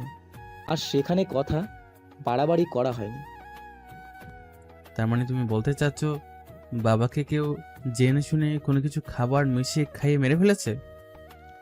আমি শিওর না, কিন্তু আমার মনে হচ্ছে ওই ডক্টরের কথা শুনে, তুই দেখ, যদি ভালো ডক্টর না হয় তাহলে বাংলাদেশের এত বড় বড় একটা হাসপাতালে কি করে ওই ডক্টর চাকরি করতেছে, তাও বিশ্বমানের একটা হাসপাতালের মধ্যে। এটা কি ছোটোখানি একটা কথা? তারপর আবার তাকে দেওয়া হয় একজন প্রধানমন্ত্রীর চিকিৎসার দায়িত্ব। তাহলে বোঝ সে কি করে একটা ছোটোখাটো নর্মাল ডক্টর হয়। হ্যাঁ চাচা, আমি বুঝতে পারছি তোমার কথা। আমাকে একটু সময় দাও, আমি দেখতেছি কি করা যায়। আমি সব খুঁজে বের করতেছি। সবচেয়ে বড় কথা, বাবার বিয়ে যে ছিল সে কোথায় এখন? আমি দেশে আসার পর থেকে তাকে তো দেখতে পাচ্ছি না। বাবা যেদিন মারা গিয়েছে সেই দিনও নাকি দেখতে পাওয়া যায়নি তাকে। তারপর বাবাকে যেদিন দাফন করলাম সেদিনও দেখিনি তাকে। সে কোথায়? তার বউ প্রেগনেন্ট, সেই জন্যই সে ছুটি নিয়ে গ্রামে গিয়েছিল। তার বাচ্চাটা হওয়ার সময় নাকি মারা যায়, সেই কারণে সে আর এখানে আসেনি। তাই তাকে ওই সময় আর জোর করা হয়নি এখানে আসার জন্য। কেন হঠাৎ করে তার কথা জিজ্ঞেস করতেছিস কেন তুই? কিছু না, এমনিতেই তাকে দেখলাম না। বাবার বিয়ে বলে কথা, সবার আগে তো এখানে তার থাকার কথা ছিল। হ্যাঁ, তা ঠিক বলেছিস। আচ্ছা এখন যা, তাহলে গিয়ে শুয়ে পড়। আর কালকে কি অফিসে যাবি? মনে হয় না কালকে অফিসে যেতে পারবো, কারণ কালকে আমার প্রথম দিন সংসদে। সেখানে গিয়ে সবকিছু দেখে বুঝে তারপর না হয়। আচ্ছা ঠিক আছে, তাহলে এখন যা, তুই গিয়ে শুয়ে পড়। আর রাত জেগে থাকিস না, আজকে অনেক টাইট তুই। ওকে ঠিক আছে, আমি চলে যাচ্ছি আমার রুমে। আর তোমাকে চাচি বলেছে নিচে যাওয়ার জন্য, সকলে তোমার জন্য বসে আছে, খাবে। আমরা খাবার খেয়ে নিয়েছি, মা চাচি বসে আছে তোমার জন্য, তুমি গেলে তারপর ওরা খাবার শুরু করবে। এখন যাও নিচে। আমার তো তেমন খিদে পাচ্ছে না। ওরা বসে আছে কেন? ওদেরকে বলো খেয়ে নিতে। তোমার কি মনে হয় চাচি তোমাকে ছাড়া তুমি বলবে আর খেয়ে নেবে? এখন কথা না বলে চাচির কাছে যাও, গিয়ে অল্প করে খেয়ে নাও। আমি যাচ্ছি আমার রুমে। এটা বলে রাহুল আর সেখানে না দাঁড়িয়ে থেকে তার রুমের উদ্দেশ্যে যেতে থাকে। রুমে যাওয়ার পথে অনিতার সাথে দেখা হয়। আপনি তখন এরকম একটা কথা বললেন কেন সবার সামনে? হ্যাঁ, সেখানে সকলে মিলে আমাকে লজ্জা দিচ্ছিল আপনার এই কথার জন্য। আচ্ছা তুমি বলো তো, আমি কি সেখানে ভুল কোনো কিছু কথা বলে এসেছি? আমি যদি বেশি খেয়ে মোটা হয়ে যাই তাহলে শাশুড়িকে বলবে তার মেয়ের জামাই মোটা, তোমাকে বলবে তোমার হাজব্যান্ড বুড়িওয়ালা মোটা। তখন এসব শুনতে ভালো লাগবে তোমাদের? যদি শুনতে ভালো লাগে তাহলে আমি ডায়েট না করে আমিও খাবার খেতে থাকি। আপনাকে খাবারের পরিমাণের বাইরে খেতে কে বলেছে? মা বলেছে আপনি পরিমাণের চেয়ে কম খাবার খান, সেই জন্য। কিন্তু আপনি সেটা উল্টো ভেবে কী সব কথাবার্তা সেখানে বলে এসেছেন। অনিতা, বিয়ে করতে মন চাচ্ছে, চলো বিয়েটা করে ফেলি এবার। অনেকদিন তো থাকলাম বউ ছাড়া, বাবা থাকলে এতদিন আমাদের বিয়েটা হয়ে যেত। আমাকে না বলে বাবাকে গিয়ে বলুন। কেন? তোমার বাবাকে বলতে হবে কেন? বিয়ে কি তোমার বাবাকে করবো না তোমাকে করব? বিয়ে আমাকে করবেন, কিন্তু বাবার কাছ থেকে অনুমতি নিতে হবে। সেই অনুমতি আগে নিয়ে আসেন, তারপর বিয়ে করবেন। রেডি থাক, সামনের সপ্তাহে বিয়ে করবো তোমায়। অনেক অপেক্ষা করেছি আর না। ঠিক আছে, আপনি বাবার সাথে কথা বলুন, আমি রুমে যাচ্ছি এখন। চাচার সাথে কথা বলে নেব, ওইটা নিয়ে আমারও তো প্যারা নেই। সমস্যা হচ্ছে এইদিকে আমার কাজ নেই। এখন আবার কাজ নিয়ে কি সমস্যা? কানাডার কাজ সব শেষ করে আসতে পারেননি? আমি যাওয়ার 15 দিনের মাথায় তো এই খবর আসে আমার কানে, তাহলে কাজ শেষ করবো কি করে? তাহলে আপনি কি আবার চলে যাবেন কানাডায়? না, এখন আর কানাডায় যাব না। ওইদিকে সবকিছু ম্যানেজারকে বুঝিয়ে দিয়ে এসেছি। ম্যানেজার নিজের মতো করে সবকিছু হ্যান্ডেল করে নেবে, আমার যেতে হবে না। তাহলে তো সব কিছু হয়েই গেল, এত টেনশন করার কি আছে? পুরুষ হলে বুঝতে পারতে এত টেনশনের কি আছে। মেয়ে হয়ে আছো সেজন্য এত প্যারা ঢোকে না মাথায়, চাচা বলতে পারবে। সমস্যা নেই, আপনার প্যারা আমাকে দিয়ে দিন, তাহলেই তো হয়ে গেল। এখন আর ভয় পাও না আমাকে, তাই না? আমার সামনে ঠাস ঠাস করে কথা বলে ফেলো। অনিতা কিছুক্ষণ চুপ করে থাকে, তারপর বলে ওঠে। আপনাকে ভয় পাবো কেন? আপনি বাঘ না ভাল্লুক? আপনাকে ভয় পাওয়ার কি আছে? ও তাই নাকি? তো আগে কার মুখ দিয়ে যেন কথা বের হতো না আমাকে দেখলেই। আমার নামটা মনে আসছে না, তোমার কি মনে আসছে নামটা? জানি না আমি, আপনি ভালো বলতে পারবেন। রাহুল আর কোনো কথা না বলে আস্তে আস্তে অনিতার দিকে এগোতে থাকে। রাহুলের এগুলো দেখে যখনই অনিতা পালাতে যাবে তখনই অনিতার হাত রাহুল ধরে ফেলে। নড়াচড়া করে না জান, একটু চুপ করে দাঁড়িয়ে থাকো। বেশি কিছু করবো না, জাস্ট একটু কিস করবো। আমাদের এখনো বিয়ে হয়নি, বিয়ের আগে এইসব করা ঠিক না। আর মাত্র এক সপ্তাহ পর তুমি পুরোপুরিভাবে আমার হয়ে যাবে। তাই এখন চুপ করে একটু দাঁড়িয়ে থাকো। সারাদিনে অনেক ক্লান্ত হয়ে গেছি জান। রাহুলের এমন আবেগ মিশ্রিত কণ্ঠ শুনে অনিতা আর না করতে পারেনি। রাহুল আর কোনো কিছু না ভেবে অনিতার দুই ঠোঁটে ঠোঁট মিশিয়ে দেয়। বেশ কিছুক্ষণ সময় তারা এভাবে অতিবাহিত করে। তারপর যখনই রাহুল অনিতার ঠোঁটে কামড় বসিয়ে দেয় তখনই অনিতা জোর করে ছাড়িয়ে নেয়। রাহুল ছেড়ে দিয়ে দেখতে পায় অনিতার ঠোঁট দিয়ে রক্ত পড়তেছে। সরে যান, বুঝতে পারিনি তোমার ঠোঁটগুলো এত নরম। মানুষের ঠোঁট এত নরম হয় কি করে? আমি তো এতটাও প্রেশার দেইনি। মানুষের ঠোঁটটা লোহা দিয়ে তৈরি। আপনি কিভাবে কামড়িয়েছেন আমার ঠোঁটে দেখেছেন? রক্ত বের করে ফেলেছেন। আপনি আর আমার কাছে আসবেন না। অনিতা এই কথাগুলো মন খারাপ করে বলে উঠল। অনিতার কথার পাত্তা না দিয়ে রাহুল অনিতার দুই গালে হাত দিয়ে সেই রক্তটুকু আবারও শুষে নেয়।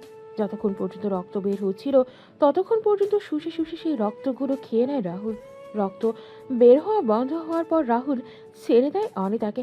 তারপর অনিতার দুই গালে হাত রেখে বলল, এই যে তোমার হাত ধরলাম, মরার আগ পর্যন্ত আমার হাত থেকে তোমার এই হাত কেউ ছুটাতে পারবে না। তোমার কাছ থেকে দূরে থাকার তো কোনো প্রশ্নই ওঠে না। আজকে বলেছ আর কখনো এই কথা মুখেও আনবে না। আমিও চাই না আপনার কাছ থেকে দূরে থাকতে।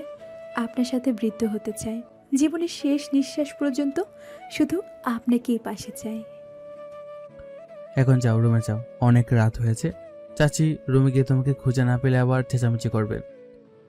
অনিতা কোনো কিছু না বলে মাথা নাড়িয়ে চলে যায় তার রুমে। অনিতার রুমে যাওয়ার কিছুক্ষণ পর ঈশিতা যায়। বিয়ের আগে এই অবস্থা, বিয়ের পরে তোরা কি করবি? দাঁড়া, বাবাকে বলতে হবে তোদের বিয়েটা খুব শীঘ্রই যেন করিয়ে দেয়। এই বেয়াদব, বড় বোনের সামনে এসব কি বলতেছিস? লজ্জা করে না? লজ্জা শরম সব খেয়ে ফেলেছিস নাকি? দিন দিন শুধু বেয়াদব হয়ে যাচ্ছিস। ঈশিতা হাসতে হাসতে অনিতাকে বলল, তুমি যে ভাইয়ার রুমে এতক্ষণ কি কি করে এসেছো আমরা মনে করো বুঝি না? এতটাও ছোট আমরা নই আপু, বুঝেছো? যা করার বিয়ের পর করবে।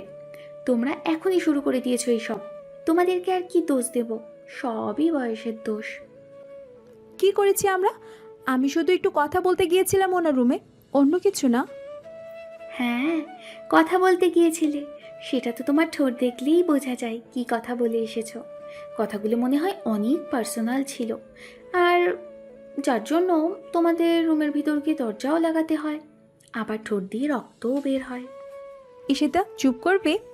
যা তোর রুমে যা, এখানে তোর কোনো কাজ নেই। যাচ্ছি যাচ্ছি, এই নাও পেস্টটা লাগিয়ে নাও ঠোঁটে, এইটা লাগালে ঠিক হয়ে যাবে। ভাইয়ার রুম থেকে বের হওয়ার সময় দেখেছি তোমার ঠোঁট কেটে গিয়েছে, সেই জন্য এটা নিয়ে এসেছি।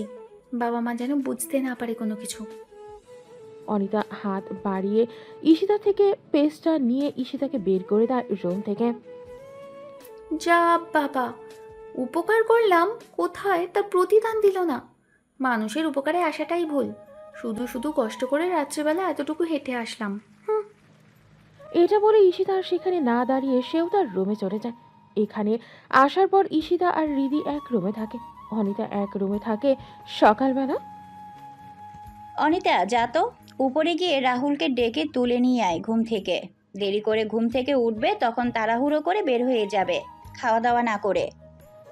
অনিতা কিছু বলতে যাবে তার আগেই চাচি আবারও বলে উঠল, কিরে, তোর ঠোঁটে কি হয়েছে? এভাবে ফুলে আছে কেন? অনিতা কিছু বলতে যাবে তার আগে রাহুল বলে উঠল, এই বাড়িতে মশা আছে প্রচুর। দেখো, তোমার মেয়ের নরম ঠোঁটে হয়তো মশা কামড় দিয়েছে। রাতেও তো ভুল করে মশারিটা টাঙাতে ভুলে গিয়েছে। রাহুলের কথার পরিপ্রেক্ষিতে ঈশিতা নিচে নামতে নামতে বলে উঠল, হ্যাঁ মা, ভাইয়া ঠিকই বলেছে। তুমি জানো না, এই বাড়িতে অনেক মশা, তাও এক একটা অনেক বড় বড়। মশাগুলোর হাত পাও আছে, কথাও বলতে পারে। ঈশিতার কথা শুনে রাহুল তার দিকে তাকায়। রাহুলের তাকানো দেখে ঈশিতা রাহুলের কাছে এসে একটা হাসি দিয়ে বলে উঠল, ভাইয়া, কালকে রাতের খবর সব কিছুই আমার কানে এসেছে, সব কিছুই আমি জানি। এখন অফিস থেকে আসার সময় আমার জন্য ফুচকা নিয়ে আসবে, না হলে কিন্তু এমন সাপোর্টার কখনো করব না। ফুচকা খেতে চাস? এটা আমাকে বলবি না। তোকে না খাওয়ালে কাকে খাওয়াবো? তুই আমার 10টা না 5টা না একটা মাত্র শালিক। তোকে কত করে বলেছি রাতে ঘুমানোর আগে মশারিটা নিয়ে শোয়ার জন্য।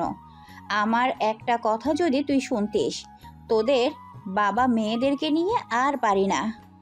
এখন ওখানে দাঁড়িয়ে না থেকে টেবিলে গিয়ে বস, খাবার দিচ্ছি তোদেরকে। চাচি, তুমি ভাবিকে এভাবে বকো না তো, ভাবিকে বকলে আমার খারাপ লাগে। ইস, আসছে আমার জনদরদি ম্যাডাম। এত কথা না বলে টেবিলে এসে বস, খাবার খেয়ে স্কুলে যেতে হবে। গত কিছুদিন ধরে স্কুলে যাওয়া হয় না, আজকেও না গেলে কেমন দেখা যায়? তাড়াতাড়ি খেয়ে নে, রুমে গিয়ে রেডি হতে হবে। হ্যাঁ, আজকে স্কুলে যাব, আজকে আর বন্ধ করব না, অনেক দিন ধরে স্কুলে যাই না। হ্যাঁ, এখানে দাঁড়িয়ে থেকে বকবক না করে টেবিলে এসে বস। তারপর একে একে সকলে এসে টেবিলে বসে ততক্ষণে চাচা চলে আসে। সকলে মিলে বসার পর রাহুলের সৎ মা বলে উঠল, বোন, তুমিও আমাদের সাথে বসে পড়ো খেতে। তুমি একা একা, তোমাকে পরে খেতে হবে না। এই বাড়িতে সকলে একসাথে খাবার খায়। ভাবি, আপনারা খেয়ে নিন, আমি না হয় পরে খেয়ে নিব। আপনাদের কোনো কিছু দরকার পড়লে আমি এনে দিব। সৎ মা কিছু বলতে যাবে, বলার আগেই রাহুল বলে উঠল, চাচি এত কথা না বলে মা যেটা বলছে সেটা করো। তুমি সবসময় এমন করো, আমাদেরকে খাইয়ে তারপর খাওয়ার চিন্তা করো। আজকে থেকে আর এমন হবে না। আজকে থেকে তুমি আমাদের সাথে বসে তারপর খাবে। চাচি, তুমি শুধু শুধু এমন করো, আমাদের সাথে খাও না। আমাদের সাথে খেলে কি হবে তোমার? আজকে থেকে আমরা যখন খেতে বসবো তুমিও আমাদের সাথে খেতে বসবে। কোনো কিছু লাগলে তো বাড়িতে মানুষ আছে, তারা এনে দিবে। আচ্ছা বাবা, ঠিক আছে, তোরা খেতে বস, আমি বসতেছি। এই তো গুড গার্ল, এখন চুপচাপ বসে খেতে থাকো। তারপর সকলে একসাথে বসে খাওয়া দাওয়া শুরু করে। খাবার খাওয়ার এক পর্যায়ে চাচা বলে উঠল রাহুলকে, রাহুল, আজকে তো আর অফিসে মনে হয় তুই যেতে পারবি না, তাই না? না চাচা, আজকে আর আমি অফিসে যেতে পারবো না। এদিকে রাজনৈতিক কাজগুলো শেষ করতে হবে। আচ্ছা ঠিক আছে, তাহলে আমি অফিসের ম্যানেজারকে ফোন করে বলে দিচ্ছি তুই যেতে পারবি না অফিসে। ঠিক আছে চাচা, আর আজকে রাতে একটু তাড়াতাড়ি ফিরে আসো, তোমার সাথে কিছু পার্সোনাল কথা আছে আমাদের সম্পর্কে। আমাদের মানে কার কার আর কি সম্পর্কে? আমার আর অনিতার বিয়ে সম্পর্কে। বাবা বেঁচে থাকলে এতদিন আমাদের হয়তো বিয়েটা হয়ে যেত। এখন যেহেতু বাবা নেই আর সব কিছুর দায়িত্ব আমার উপর, আমি চিন্তা করছি। কি ভেবেছিস এই বিষয় নিয়ে? ভেবেছি এই সপ্তাহে সব কাজ গুছিয়ে সামনের সপ্তাহে বিয়েটা সম্পন্ন করে ফেলবো।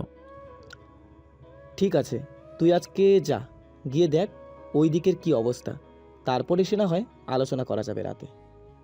হ্যাঁ, তাই বলেছি, রাতে একটু তাড়াতাড়ি ফিরে আসার জন্য। আচ্ছা ঠিক আছে, সমস্যা নেই, আমি ফিরে আসবো তাড়াতাড়ি। আর তুই সাবধানে চলাফেরা করিস কিন্তু। ততক্ষণে রাহুলের খাওয়া শেষ। রাহুল খাবার টেবিল ছেড়ে উঠে চলে যাওয়ার সময়, হ্যাঁ ঠিক আছে, তোমরা সকলে দোয়া করো আমার জন্য।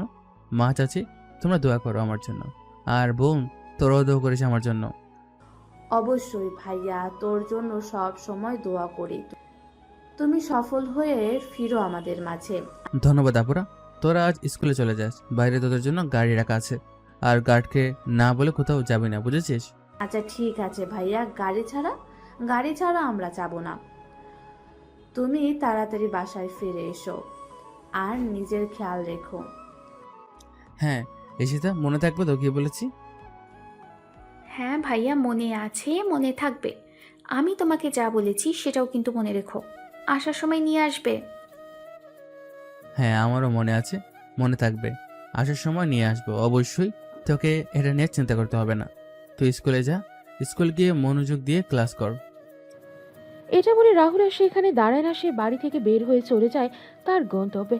রাহুল চলে যাওয়ার পর চাচাও চলে যায়। তারপর রিধি, ঈশিতা ওরা দুজন চলে যায় স্কুলে। রাহুল, তোমার জন্য একজন পিএ নিয়োগ দেওয়া হবে। তুমি কি তোমার বাবার আগের পিএ তাকে চাও, নাকি নতুন কোনো পিএ তোমার জন্য হায়ার করব? জি স্যার, আমি নতুন কাউকে চাই এবং সেটা আমি নিজে সিলেক্ট করব। ইন্টারভিউটা আমি নিজে নেব। আচ্ছা ঠিক আছে, তাহলে আজকে তুমি এইদিকে সবকিছু বুঝে নাও। আমি কালকে ইন্টারভিউয়ের ব্যবস্থা করতেছি, তুমি কালকে ইন্টারভিউ নিও। স্যার, আমার আপনার কিছু হেল্প দরকার। আমি এখন একটু হসপিটালে যাব। যে ডক্টর বাবার চিকিৎসা করেছিল সেই ডক্টরের কাছে। আর বাবার পিএ, তার সাথে আমার একটু সরাসরি যোগাযোগ করার ব্যবস্থা করে দিন। এখন তুমি তোমার বাবার পিএ, আবার তোমার বাবার যেই হসপিটালে চিকিৎসা হয়েছিল সেই হসপিটালের ডাক্তারের সাথে মিট করতে চাচ্ছ। কোনো কিছু হয়েছে? না স্যার, তেমন কোনো কিছু না। আপনি শুধু ওদের সাথে একটু কথা বলার ব্যবস্থা করে দিন, আর আমি হসপিটালে এখন যাব। ওকে ঠিক আছে, আমি ফোন করে সবকিছু বলে দিচ্ছি, তুমি হসপিটালে গেলেই হয়ে যাবে। ঠিক আছে, ধন্যবাদ আঙ্কেল। আমি তাহলে এখনই হসপিটালে যাচ্ছি। আর বাবার পিএ ওকে সন্ধ্যার মধ্যে ডাকা আনার ব্যবস্থা করেন। ওকে ঠিক আছে, তুমি সাবধানে যাও। রাহুল আর কোনো কিছু না বলে এখান থেকে বেরিয়ে হসপিটালের উদ্দেশ্যে রওনা দেয়। বেশ কিছুক্ষণ সময়ের মাথায় ওরা চলে আসে হসপিটালে। হসপিটাল আলাদা একটা রুমে যে ডক্টর রাহুলের বাবার চিকিৎসা করেছিল সেই ডক্টরের সাথে মিটিং নিয়ে বসে। আপনি তাহলে বাবার চিকিৎসা করেছিলেন? জি স্যার, আমি আপনার বাবার চিকিৎসা করেছিলাম। বাবার কি হয়েছিল? এখানে আমি আর আপনি ছাড়া অন্য কেউ নেই, তাই জিজ্ঞেস করতেছি বাবার কি হয়েছিল। আমাকে সবকিছু খুলে বলুন। ডক্টর রাহুলের কথা শুনে কিছুক্ষণ চুপ করে থেকে বলে উঠল, স্যার, সেখানে তো রিপোর্টের মধ্যে সবকিছু দেওয়াই ছিল। স্যারের হার্ট অ্যাটাক হয়েছিল। আপনার আগে বাবাকে অন্য একজন ডক্টর ট্রিটমেন্ট করেছিল ওই দিনেই। তাকে এখনই ফোন করে এখানে আসতে বলুন। ডক্টর একটু ঘেমে যেতে দেখা যায়। স্যার, ওনাকে ডাকার মতো কোনো প্রয়োজন তো পড়েনি আমার মনে হয়। আর উনি তত ভালো একজন ডক্টর নন। সেটা না হয় আমাকে বুঝতে দিন, আমি আপনাকে যেটা বলছি আপনি সেটা করুন। ডক্টর রাহুলের কথা মতো সেইখান থেকে উঠতে যায়। ঠিক তখনই রাহুল আবার বলে উঠল ডক্টরকে। এই যে মিস্টার, আমি আপনাকে এখান থেকে উঠে যেতে বলিনি, আমি আপনাকে বলেছি এখানে বসে ফোন করে আনার জন্য। ডক্টর সেখানে বসে ফোন বের করে কাকে ফোন করে যেন বলে। বেশ কিছুক্ষণের মাথায় অন্য একজন ডক্টর আসে। ওই ডক্টর আসার পর রাহুল জিজ্ঞেস করে, ওই দিন কি আপনি বাবার প্রথম ট্রিটমেন্ট করেছিলেন, তাই না ডক্টর সাহেব? জি স্যার, আমি আপনার বাবাকে প্রথম দেখেছিলাম যেদিন নিয়ে আসে এখানে। আপনি একটু এখানে এসে বসুন, আর আপনি ওই যে ওইখানে গিয়ে বসুন। একটু পর আপনার সাথে এসে কথা বলতেছি, ততক্ষণে আপনি সেখানে অপেক্ষা করুন। ওই আগে ডক্টর কোনো কথা না বলে এখান থেকে উঠে একটু দূরে গিয়ে বসে পড়ে। ওই ডক্টর যাওয়ার পর রাহুল ডক্টর সাহেবকে জিজ্ঞেস করে, আমার বাবাকে নিয়ে আসার পর আপনি প্রথম ডাক্তার যিনি আমার বাবাকে ট্রিটমেন্ট করেছেন, তাহলে আপনাকে আমি প্রথম ডাক্তার নামে রাখলাম। আপনি কিভাবে বলেছিলেন বাবার খাবারের কোনো কিছু মেশানো ছিল? দেখুন স্যার, আমরা হচ্ছি ডক্টর। আমরা যে বিষয়ে ভালো বুঝবো সেটা আপনি বুঝবেন না, আপনি যে বিষয়ে ভালো বুঝবেন সেটা আমি বুঝবো না। হ্যাঁ, আপনি ঠিক বলেছেন ডাক্তার সাহেব, কিন্তু কিসের ভিত্তিতে আমি আপনার কথাটা বিশ্বাস করব? স্যারকে এখানে নিয়ে আসার পর আমি স্যারের মধ্যে কিছু অস্বাভাবিক আচরণ দেখতে পাই। এরকম কিছু অনেক আগেও দেখেছি। এখানে এমন একটা ওষুধ খাওয়ানো হয়েছে স্যারকে, যে ওষুধটা খাওয়ানোর পর স্যারের হার্ট অ্যাটাক হয়। সে ওষুধটার নাম কি, আর বাবাকে সে ওষুধটা কখন খাওয়ানো হয়েছে, আপনি কি সেটা বলতে পারবেন? হ্যাঁ, আমি জানতাম স্যারকে নিয়ে এমন একটা কিছুই হবে, সেজন্যই আমি তখন স্যারের শরীর থেকে একটু রক্ত বের করে নিই। সেই রক্তটা আমি পরীক্ষা করে জানতে পারি স্যারকে সত্যিই সেই ওষুধটা খাওয়ানো হয়েছে। আমার কাছে সেই রিপোর্ট রয়েছে। এটা বলে প্রথম ডাক্তার ওনার পকেট থেকে বের করে কিছু কাগজ রাহুলের সামনে রাখে। সেই কাগজগুলো একটা একটা করে রাহুল দেখতে থাকে। তখনই সিনিয়র কর্মকর্তার ফোন আসে। রাহুল, তোমার কথা মতো তোমার বাবার পিএকে গ্রাম থেকে তুলে নিয়ে আসা হয়েছে। খুব ভালো একটা কাজ করেছেন। এখন ওকে হসপিটালে নিয়ে আসেন, একটু কষ্ট করে। আমি এখানে আছি। রাহুল, কোনো সমস্যা হয়েছে? স্যার আপনি এখানে আসুন, আসলেই সবকিছু ক্লিয়ার হয়ে যাবে। একটু দ্রুত আসবেন স্যার। ওকে, আমরা আসতেছি। ফোন কেটে রাহুল আগের যে ডক্টরটাকে ডেকে আনে। আপনার নাম কি ডক্টর আয়মান? মিস্টার, আপনি মিথ্যা বলছেন কেন, আর মিথ্যা রিপোর্ট সাজিয়েছেন কেন? স্যার আমাকে বলা হয়েছিল এমন করার জন্য, আর স্যারের হার্ট অ্যাটাক হয়েছিল এটাই সত্যি। আমি শুধু স্যারকে যে ওষুধটা খাইয়ে হার্ট অ্যাটাক করানো হয়েছিল সেটা রিপোর্টে তুলিনি। কে করেছে আপনাকে দিয়ে সব? স্যার আমি নাম বলতে পারবো না, নাম বলা নিষেধ আছে। আপনি আমার দিকে দেখান। আমি জিজ্ঞেস করেছি কে আপনাকে দিয়ে এসব কাজ করিয়েছে। আপনি যদি পুলিশের কাছে যেতে না চান তাহলে এখানে এসে সবকিছু গড়গড় করে বলে দিন। স্যার আপনার বাবার বিরোধী দলীয় লোক এটা করিয়েছে, সাথে আপনার বাবার পিএ সেও এর সাথে জড়িত ছিল। আপনাকে কত টাকা দেওয়া হয়েছে? 50 লক্ষ টাকা। স্যার, তখনও আপনার বাবাকে বাঁচানো সম্ভব হতো যখন হসপিটালে নিয়ে আসা হয়। মিস্টার আয়মান, আপনি 50 লক্ষ টাকার জন্য একটা প্রাণ কেড়ে নিলেন। সে কি ছিল, প্রধানমন্ত্রী কিনা সাধারণ পাবলিক সেটা বড় কথা নয়। আপনি একটা মানুষের প্রাণ কেড়ে নিয়েছেন। এখন বলুন আপনার সাথে কি করা যায়? আমার ভুল হয়ে গিয়েছে স্যার, আর কখনো এমন হবে না। এবারের মতো মাফ করে দিন, আমার ভুল হয়ে গিয়েছে, আমার শিক্ষা হয়েছে, আর কখনো কারোর সাথে এমন করব না। রাহুল কিছু বলতে যাবে তখনই বাইরে থেকে দরজায় নক করে। কাম। সিনিয়র কর্মকর্তা বাবার পিএকে নিয়ে রুমের ভেতর প্রবেশ করে। তাকে দেখে রাহুল তার কাছেই যায়। কেন করেছিলি বাবার সাথে এমন বিশ্বাসঘাতকতা? বাবা তো বিশ্বাস করেছিল তোকে অনেক। কি করে পারলি মানুষের বিশ্বাস ভাঙতে? এমনটা করতে তোর বুক কাঁপেনি একবারও? রাহুলের কথা শুনে বাবার পিএ কোনো কিছু বলতে পারে না, চুপ করে থাকে। ওকে চুপ করে থাকতে দেখে রাহুলের রাগ আরো বেড়ে ওঠে। রাহুল গর্জে ওঠে। তোকে কিছু জিজ্ঞেস করেছি, আমার কথার উত্তর দিস না কেন? Answer me. কেন করেছিলি বাবার সাথে এমন বিশ্বাসঘাতকতা? কত টাকা দিয়েছিল ওরা তোকে? 1 কোটি। তোকে দিয়েছে 1 কোটি, ডাক্তার আয়মানকে দিয়েছে 50 লাখ। 1.5 কোটি টাকা দিয়ে আমার বাবার জীবনটা কেড়ে নিলি তোরা। তুই বাবাকে ওষুধটা খাইয়েছিলি তাই না? জি স্যার। স্যার আর কখনো এমন হবে না, আমার ভুল হয়ে গেছে স্যার, আমি আর কখনো এমন করব না। এবারের মতো আমাকে ক্ষমা করে দিন স্যার। রাহুল আর কোনো কিছু না বলে প্রথম ডাক্তারের কাছ থেকে এসে রিপোর্টগুলো নিয়ে সিনিয়র কর্মকর্তার হাতে দিয়ে বলে, যারা ভুল করে না জেনে করে তাদেরকে ক্ষমা করা যায়, কিন্তু যারা জেনে বুঝে ইচ্ছে করে ভুল করে তাদেরকে ক্ষমা করা আমার পক্ষে সম্ভব না। বাবার মৃত্যুটা স্বাভাবিক ছিল না। বাবাকে হার্ট অ্যাটাকের ওষুধ খাইয়ে তারপর হার্ট অ্যাটাক করিয়েছিল। তাদের সাথে জড়িত আছে বিরোধী দলের লোক, এই ডক্টর আয়মান আর বাবার পিএ। এই ডক্টর আয়মানের লাইসেন্স বাতিল করে কমপক্ষে 20 বছরের জন্য জেলে পাঠান, আর বাবার পিএ ওর যাবজ্জীবন কারাদণ্ড। এদের জন্য কোনোভাবে জামিন না হয়, এটা দেখার দায়িত্ব আপনার। এদের এমন ব্যবস্থা করব তুমি কল্পনা করতে পারবে না। এরা প্রতিনিয়ত এদের মৃত্যু কামনা করবে, কিন্তু ওরা মৃত্যু পাবে না। না, এমন কিছু করবেন না ওদের সাথে। দেশে আইন রয়েছে, আইন নিজের হাতে তুলে নেবেন না। আইনকে আইনের মতো কাজ করতে দিন। আর হ্যাঁ, পুলিশকে কল করে এখনই ওদেরকে থানায় পাঠানোর ব্যবস্থা করুন। আমি বাসায় যাচ্ছি, আজকে আর যাব না অফিসে। এটা বলে রাহুল সেখান থেকে বেরিয়ে চলে আসে। আসার সময় রেস্টুরেন্ট থেকে ফুচকা নিয়ে তারপর বাসায় আসে সকলের জন্য। বাসায় এসে ফুচকা অনিতার হাতে দিয়ে সে তার রুমে চলে যায়। রাতে খাবার খেতে নিচে আসে সকলে। একদিনে এই সব কিছু সমাধান করে ফেললি? আমি ভাবতে পারিনি একদিনে তুই সব কিছু সমাধান করে ফেলবি। কি করে পারলি এত কিছু? কিসের কথা বলতেছো তুমি? তোমাদের বাহিরে বিজনেসের কথা বাড়িতে এসে বলো না তো। এগুলো আমাদের সামনে বলো না, আমরা এগুলো বুঝতে পারি না। বুঝতে পারো না, সেজন্যই বাড়িতে আমাদের এগুলো আলোচনা করতে সুবিধা হয়। তোকে কিছু জিজ্ঞেস করেছি, তুই বল। আমরা ছোটবেলায় যখন অঙ্ক করতাম তখন সূত্র ছাড়া অঙ্ক মিলত না, তেমনি এটাও সূত্র দিয়ে সমাধান করেছি। ওদেরকে কি শাস্তি দিলি? ওদেরকে কি পুলিশের কাছে দিয়েছিস, নাকি নিজেদের ভেতরে মিটমাট করবে? না চাচা, আমি এখন একটা দেশের শাসক। সে যত বড় ভুল করুক না কেন, দেশের আইন মেনে তারপর তার বিচার করতে হবে। আইনের হাতে তুলে দিয়েছি, আইন সঠিকভাবে প্রয়োগ করতে চাপ দিব আমি। তোমাদের কিসের কথা বলতেছো? আমাদেরকে একটু খুলে বলবে? একটু বুঝিয়ে বলো আমাদেরকে। হ্যাঁ ভাই, আমি তো কিছুই বুঝতে পারছি না। আপনারা কি বলছেন? রাহুল, কি বলতেছিস? একটু বুঝিয়ে বল আমাদেরকে।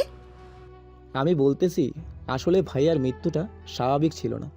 ভাইয়ার খাবারে হার্ট অ্যাটাক করানোর জন্য ওষুধ মিশিয়ে খাওয়ানো হয়েছিল। সে ওষুধের কারণেই ভাইয়া হার্ট অ্যাটাক করে মারা যায়।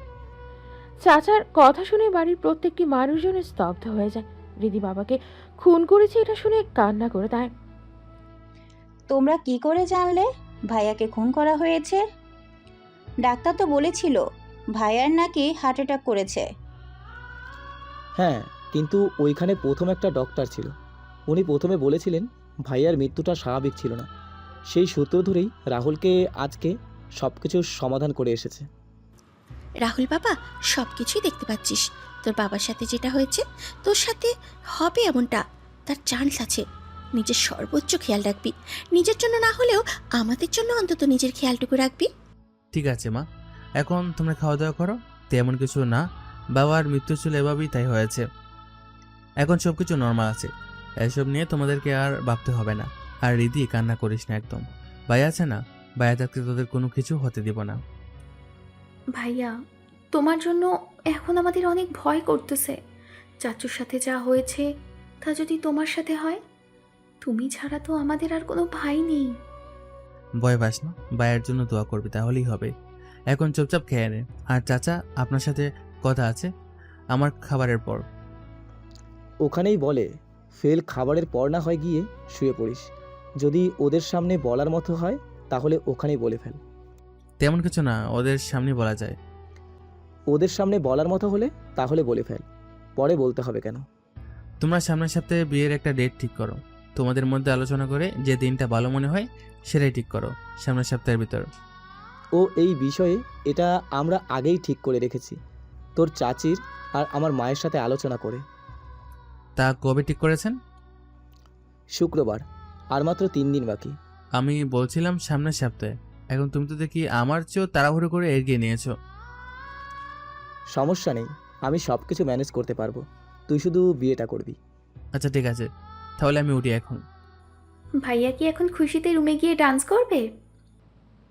রাহুল ঈশিতার কানের কাছে গিয়ে বলে উঠল, এখন না, তোর বোনকে নিয়ে একেবারে ডান্স করব। আর অনিতা, যাওয়ার সময় একটু আমার রুম হয়ে যেও তো। রাহুল এসে দুই বোনের কানের কাছে গিয়ে বলে যাতে কেউ শুনতে না পায়, কিন্তু ওরা দুই বোন ঠিকই শুনতে পায়। এটা বলে রাহুল সেইখান থেকে চলে যায়। রাহুল চলে যাওয়ার পর চাচা অনিতাকে জিজ্ঞেস করল, অনিতা, তুই খুশি তো? তোর উপরে আমরা চাপ সৃষ্টি করতেছি না তো?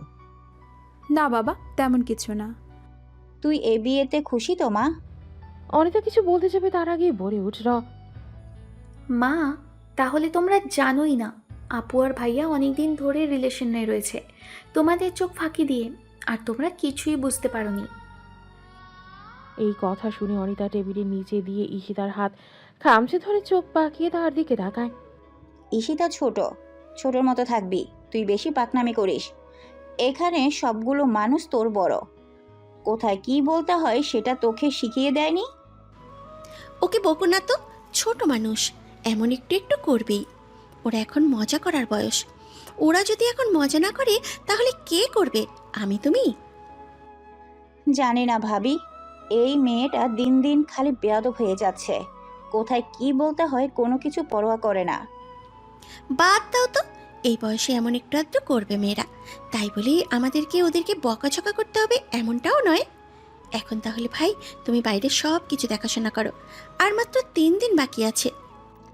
হ্যাঁ ভাবি, আমি বাহিরে সব কিছুই ম্যানেজ করে রাখতেছি। তখন খাবার টেবিল থেকে সকলেই উঠে চলে যায়। সকলের খাবার শেষ হয়ে যায়। অনিতা যখন রাহুলের রুমের সামনে দিয়ে যাচ্ছিল, অনিতার রুমে, তখন রাহুল তাকে টেনে রাহুলের রুমে নিয়ে যায়। হঠাৎ হাটে তার নাগায় অনিতা অনেকটা ভয় পেয়ে যায়।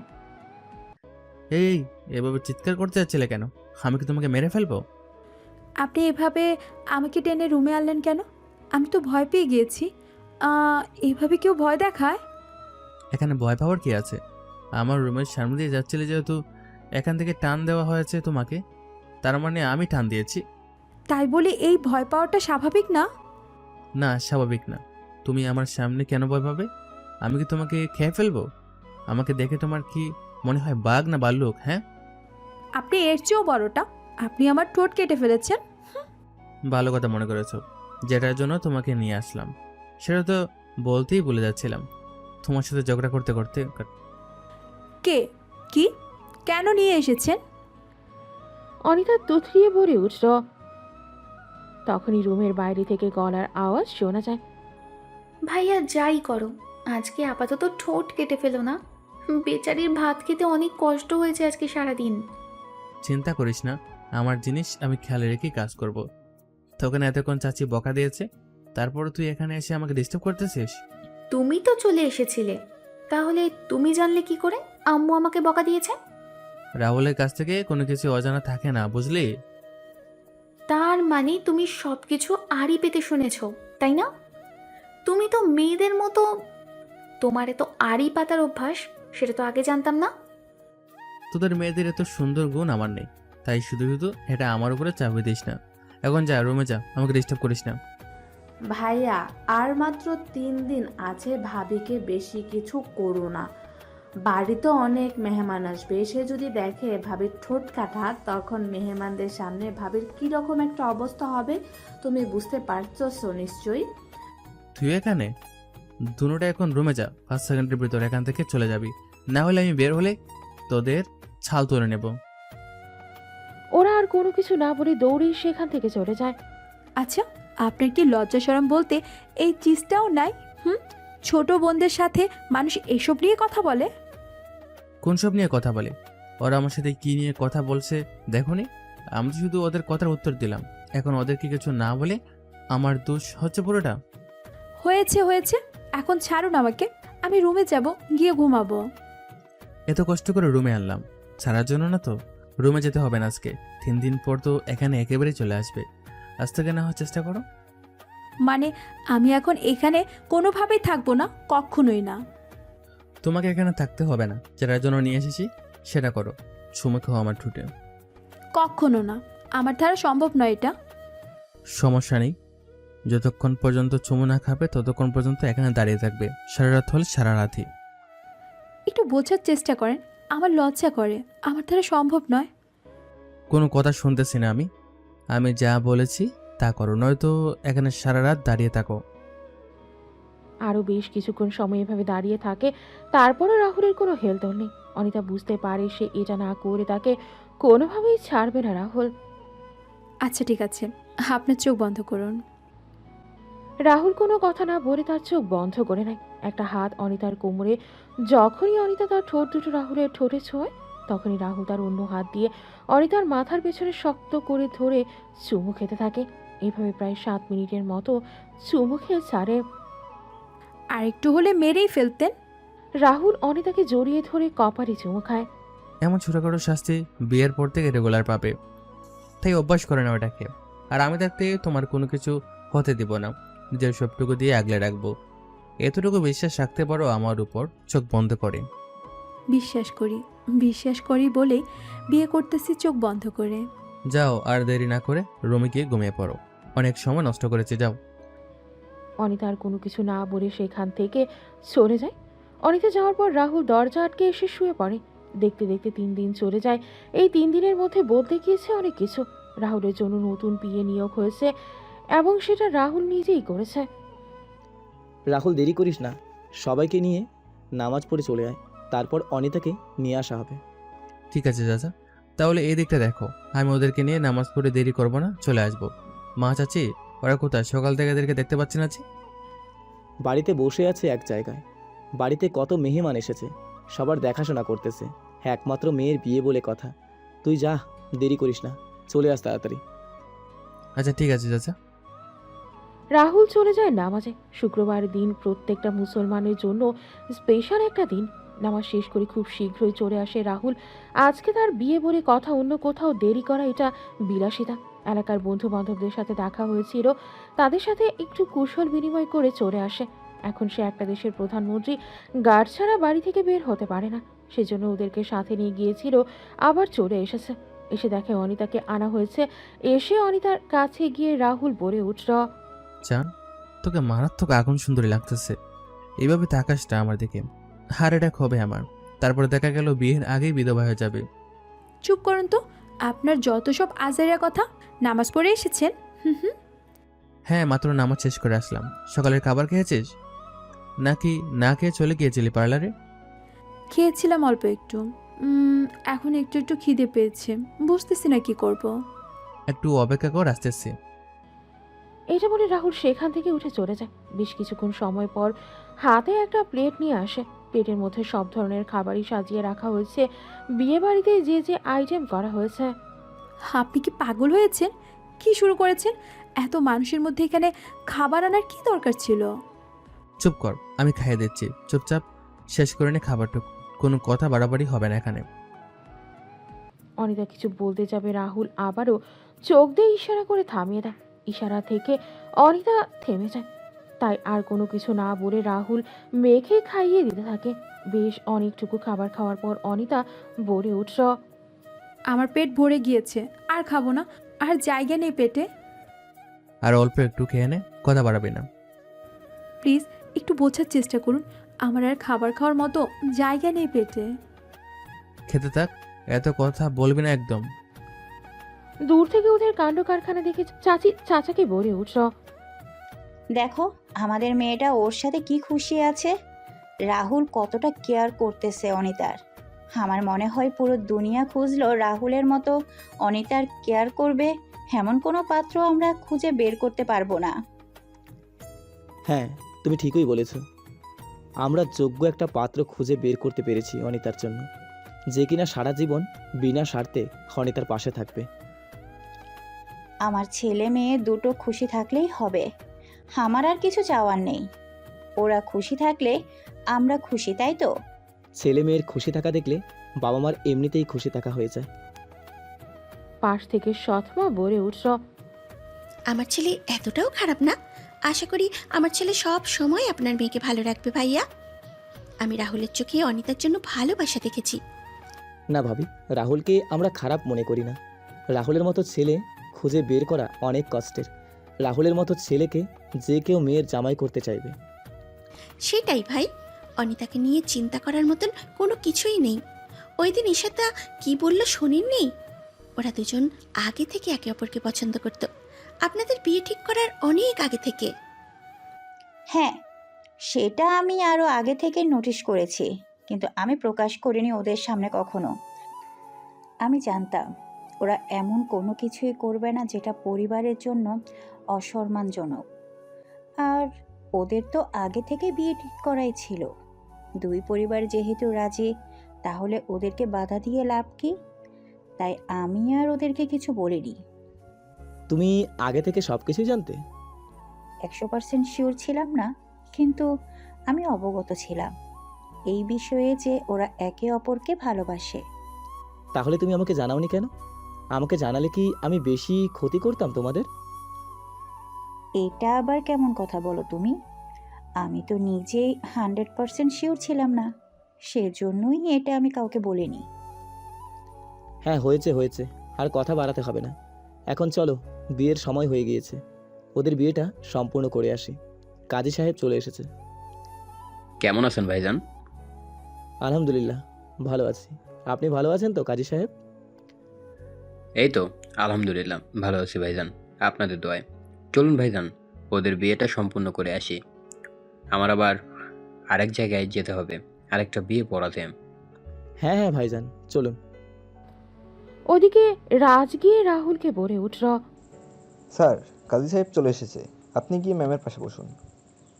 উনি এসে এখনই বিয়ে শুরু করবেন। কাজী সাহেব এসেছে, বিয়ে পড়াবে, তো তাড়াহুড়ো কি আছে? আর উনি কোথায় চলে এসেছে? জি স্যার, উনি চলে এসেছে অলরেডি বাসায়। আপনার চাচা ওনাকে নিয়ে আসতেছে। ঠিক আছে, আসতে দাও। রাজ হলো রাহুলের নতুন নিয়োগ করা পিয়ে। ওদের কথা বলার মাঝখানেই চাচা কাজী সাহেবকে নিয়ে আসে। ভালো আছো বাবা? এই তো আলহামদুলিল্লাহ, আপনি কেমন আছেন চাচা? আলহামদুলিল্লাহ ভালো আছি বাবা। বাবা, তোমার কোনো সমস্যা না থাকলে বিয়েটা শুরু করতাম। আপনার কি তাড়াহুড়ো নাকি কাজী সাহেব? না মানে এসেছেন, একটু রেস্ট করুন, তারপর না হয় কাজ শুরু করা যাবে। আসল বাবা, এখানে শেষ করে তারপর আবার আমাকে অন্য একটা জায়গায় বিয়ে পড়াতে যেতে হবে, সেই জন্য একটু তাড়াহুড়া করতে চাচ্ছিলাম আর কি। তোমার সমস্যা হলে তুমি সময় নিতে পারো, সমস্যা নেই, আমি অপেক্ষা করি। আরে না না চাচা, কি যে বলেন! আপনি আবার অন্য একটা জায়গায় যাবেন বিয়ে পড়াতে, আমি আপনাকে সেখানে যাওয়াতে কি করে বাধা দিই? ধন্যবাদ বাবা। তাহলে কি আমি বিয়ে করানোটা শুরু করতে পারি? হ্যাঁ, আমার দিক থেকে তো ওকে। চাচার কি কিছু বলার আছে? যদি বলার থাকে তাহলে বলতে পারেন। কাজী সাহেব বিয়ে পড়ানো শুরু করবে। আমার তেমন কিছু বলার মতো নেই। আমি শুধু চাই তুই আমার মেয়েকে নিয়ে সারা জীবন সুখে থাক। আমার মেয়েটাকে কখনো কষ্ট দিস না, এতটুকুই চাই তোর কাছে। কাজী সাহেব, আপনি বিয়ে পড়ানো শুরু করেন। তারপরে বেশ কিছুক্ষণ সময় নিয়ে ওদের বিয়ে পড়ানোটা শেষ হয়ে যায়। চাচা বলে যায় কাজী সাহেবকে এগিয়ে দিয়ে আসতে। আস্তে আস্তে মেহমানরা খাবার খেয়ে বিদায় হয়ে যায়। সকলে যার যার রুমে গিয়ে রেস্ট করতে থাকে। সন্ধ্যার পর ড্রয়িং রুমের সোফায় বসে আছে চাচা আর রাহুল। চাচা, তুমি এই বিয়েতে খুশি তো? হ্যাঁ বাবা, আমি অনেক খুশি। বাকি জীবনটা আমার মেয়ের পাশে থাকিস, ওকে কখনো কষ্ট দিতে দিস না। কথা দিলাম চাচা, তোমার মেয়ের চোখ থেকে এক ফোঁটা পানিও গড়িয়ে পড়তে দেব না। ওকে ঠিক আছে, এখন যা, রুমে যা। আজকে অনেক ধকল গিয়েছে তোর ওপর দিয়ে, সারাদিনের অনেক ক্লান্তি। তুই গিয়ে শুয়ে পড়। ওকে ঠিক আছে চাচা, তাহলে যাচ্ছি। এটা বলে রাহুল সেখান থেকে উঠে চলে যায়। রুমের সামনে দিয়ে দেখতে পায় রিদিয়া আর ঈশিতা দাঁড়িয়ে আছে। ওরা কোনো কিছু বলার আগেই পকেট থেকে ক্রেডিট কার্ড বের করে দিয়ে দেয়। এটা পিন নাম্বার, যত টাকা লাগে এখান থেকে উঠিয়ে নিস। এখন রাস্তা ছাড়, অনেক ক্লান্ত আমি। যা বাবা, একটু মজাও করতে পারলাম না ভাইয়ের সাথে। মজা করার আগেই ব্যাংক ধরিয়ে দিল। সমস্যা নেই, যত ইচ্ছা তত শপিং করবে এখান থেকে। চল রীতি। আমাকে কিন্তু সমান সমান ভাগ দিতে হবে, না হলে তোর সাথে মারামারি লাগবো। আচ্ছা বাবা, ঠিক আছে, নিস, এখন চল। রাহুল রুমে গিয়ে দরজা লাগিয়ে দেয়। তারপর আলমারি থেকে একটা টি শার্ট আর 3/4 হাফ প্যান্ট নিয়ে ওয়াশরুমে গিয়ে চেঞ্জ করে আসে। আসার পর যখনই অনিতা সালাম করতে যাবে, তখনই রাহুল ওর 2 কাঁধ ধরে বলে উঠল, আর এসব করতে হয় না, দেখিস না আমি পাঞ্জাবি চেঞ্জ করে হাফ প্যান্ট পরে এসেছি। তুই এভাবে থাক, আমি তোকে এভাবে সুন্দর লাগছে। এইটাই নাকি নিয়ম? মা বলেছে বিয়ের প্রথম দিন স্বামীকে সালাম করতে হয়। আমি বলেছি করতে হবে না, তার মানে করতে হবে না। এখন এদিকে আস। অনিতা যাওয়ার পর রাহুল তার পকেট থেকে একটা ডায়মন্ডের চেন বের করে পরিয়ে দেয় তার গলায়। চেনের লকেটটার মধ্যে লেখা আর দেখ তো পছন্দ হয়েছে এটা? আপনার দেওয়া সব কিছুই আমার কাছে অমূল্য থেকে অমূল্য। আর এটা তো আপনি আমাকে পড়িয়ে দিয়েছেন, আপনার দেওয়া স্মৃতি। এটা বেঁচে থাকতে কখনো আপনার কাছ থেকে আলাদা হব না। যদি কখনো এটা আলাদা হয়েছে তখন বউ পিটানো কাকে বলে তোকে পিটিয়ে দেখাবো। আপনি আমাকে মারবেন? কেন, তোর বিশ্বাস হয় না তোকে আমি মারবো? কাছে আয়, তোকে মারের ধরনটা দেখাই। এটা বলে রাহুল অনিতার কোমরে এক হাত দিয়ে জড়িয়ে ধরে, অন্য হাত অনিতার মাথার পেছনে দিয়ে অনিতার দুই ঠোঁটে ঠোঁট ডুবিয়ে দেয়। আজকে আর অনিতা ছোটার জন্য চেষ্টা করে না, সেও রাহুলের সাথে তাল মেলাতে থাকে। দুজনে মুগ্ধ হয়ে ওঠে অন্য এক জগতে। আস্তে আস্তে অনিতার শরীর থেকে সবকিছু একে একে খুঁড়ে নিচে ছুঁড়ে ফেলে দেয়। তারপর অনিতাকে কুড়ে তুলে বিছানায় শুইয়ে দেয়। আজকে তোর মাঝে বিলিয়ে দেব নিজেকে, পুরোপুরিভাবে তোকে নিজের করে নেব। আজকের পর আর নিজেকে ভার্জিন দাবি করতে পারবে না। আপনার কাছ থেকে এটা দাবি করতেও চাই না।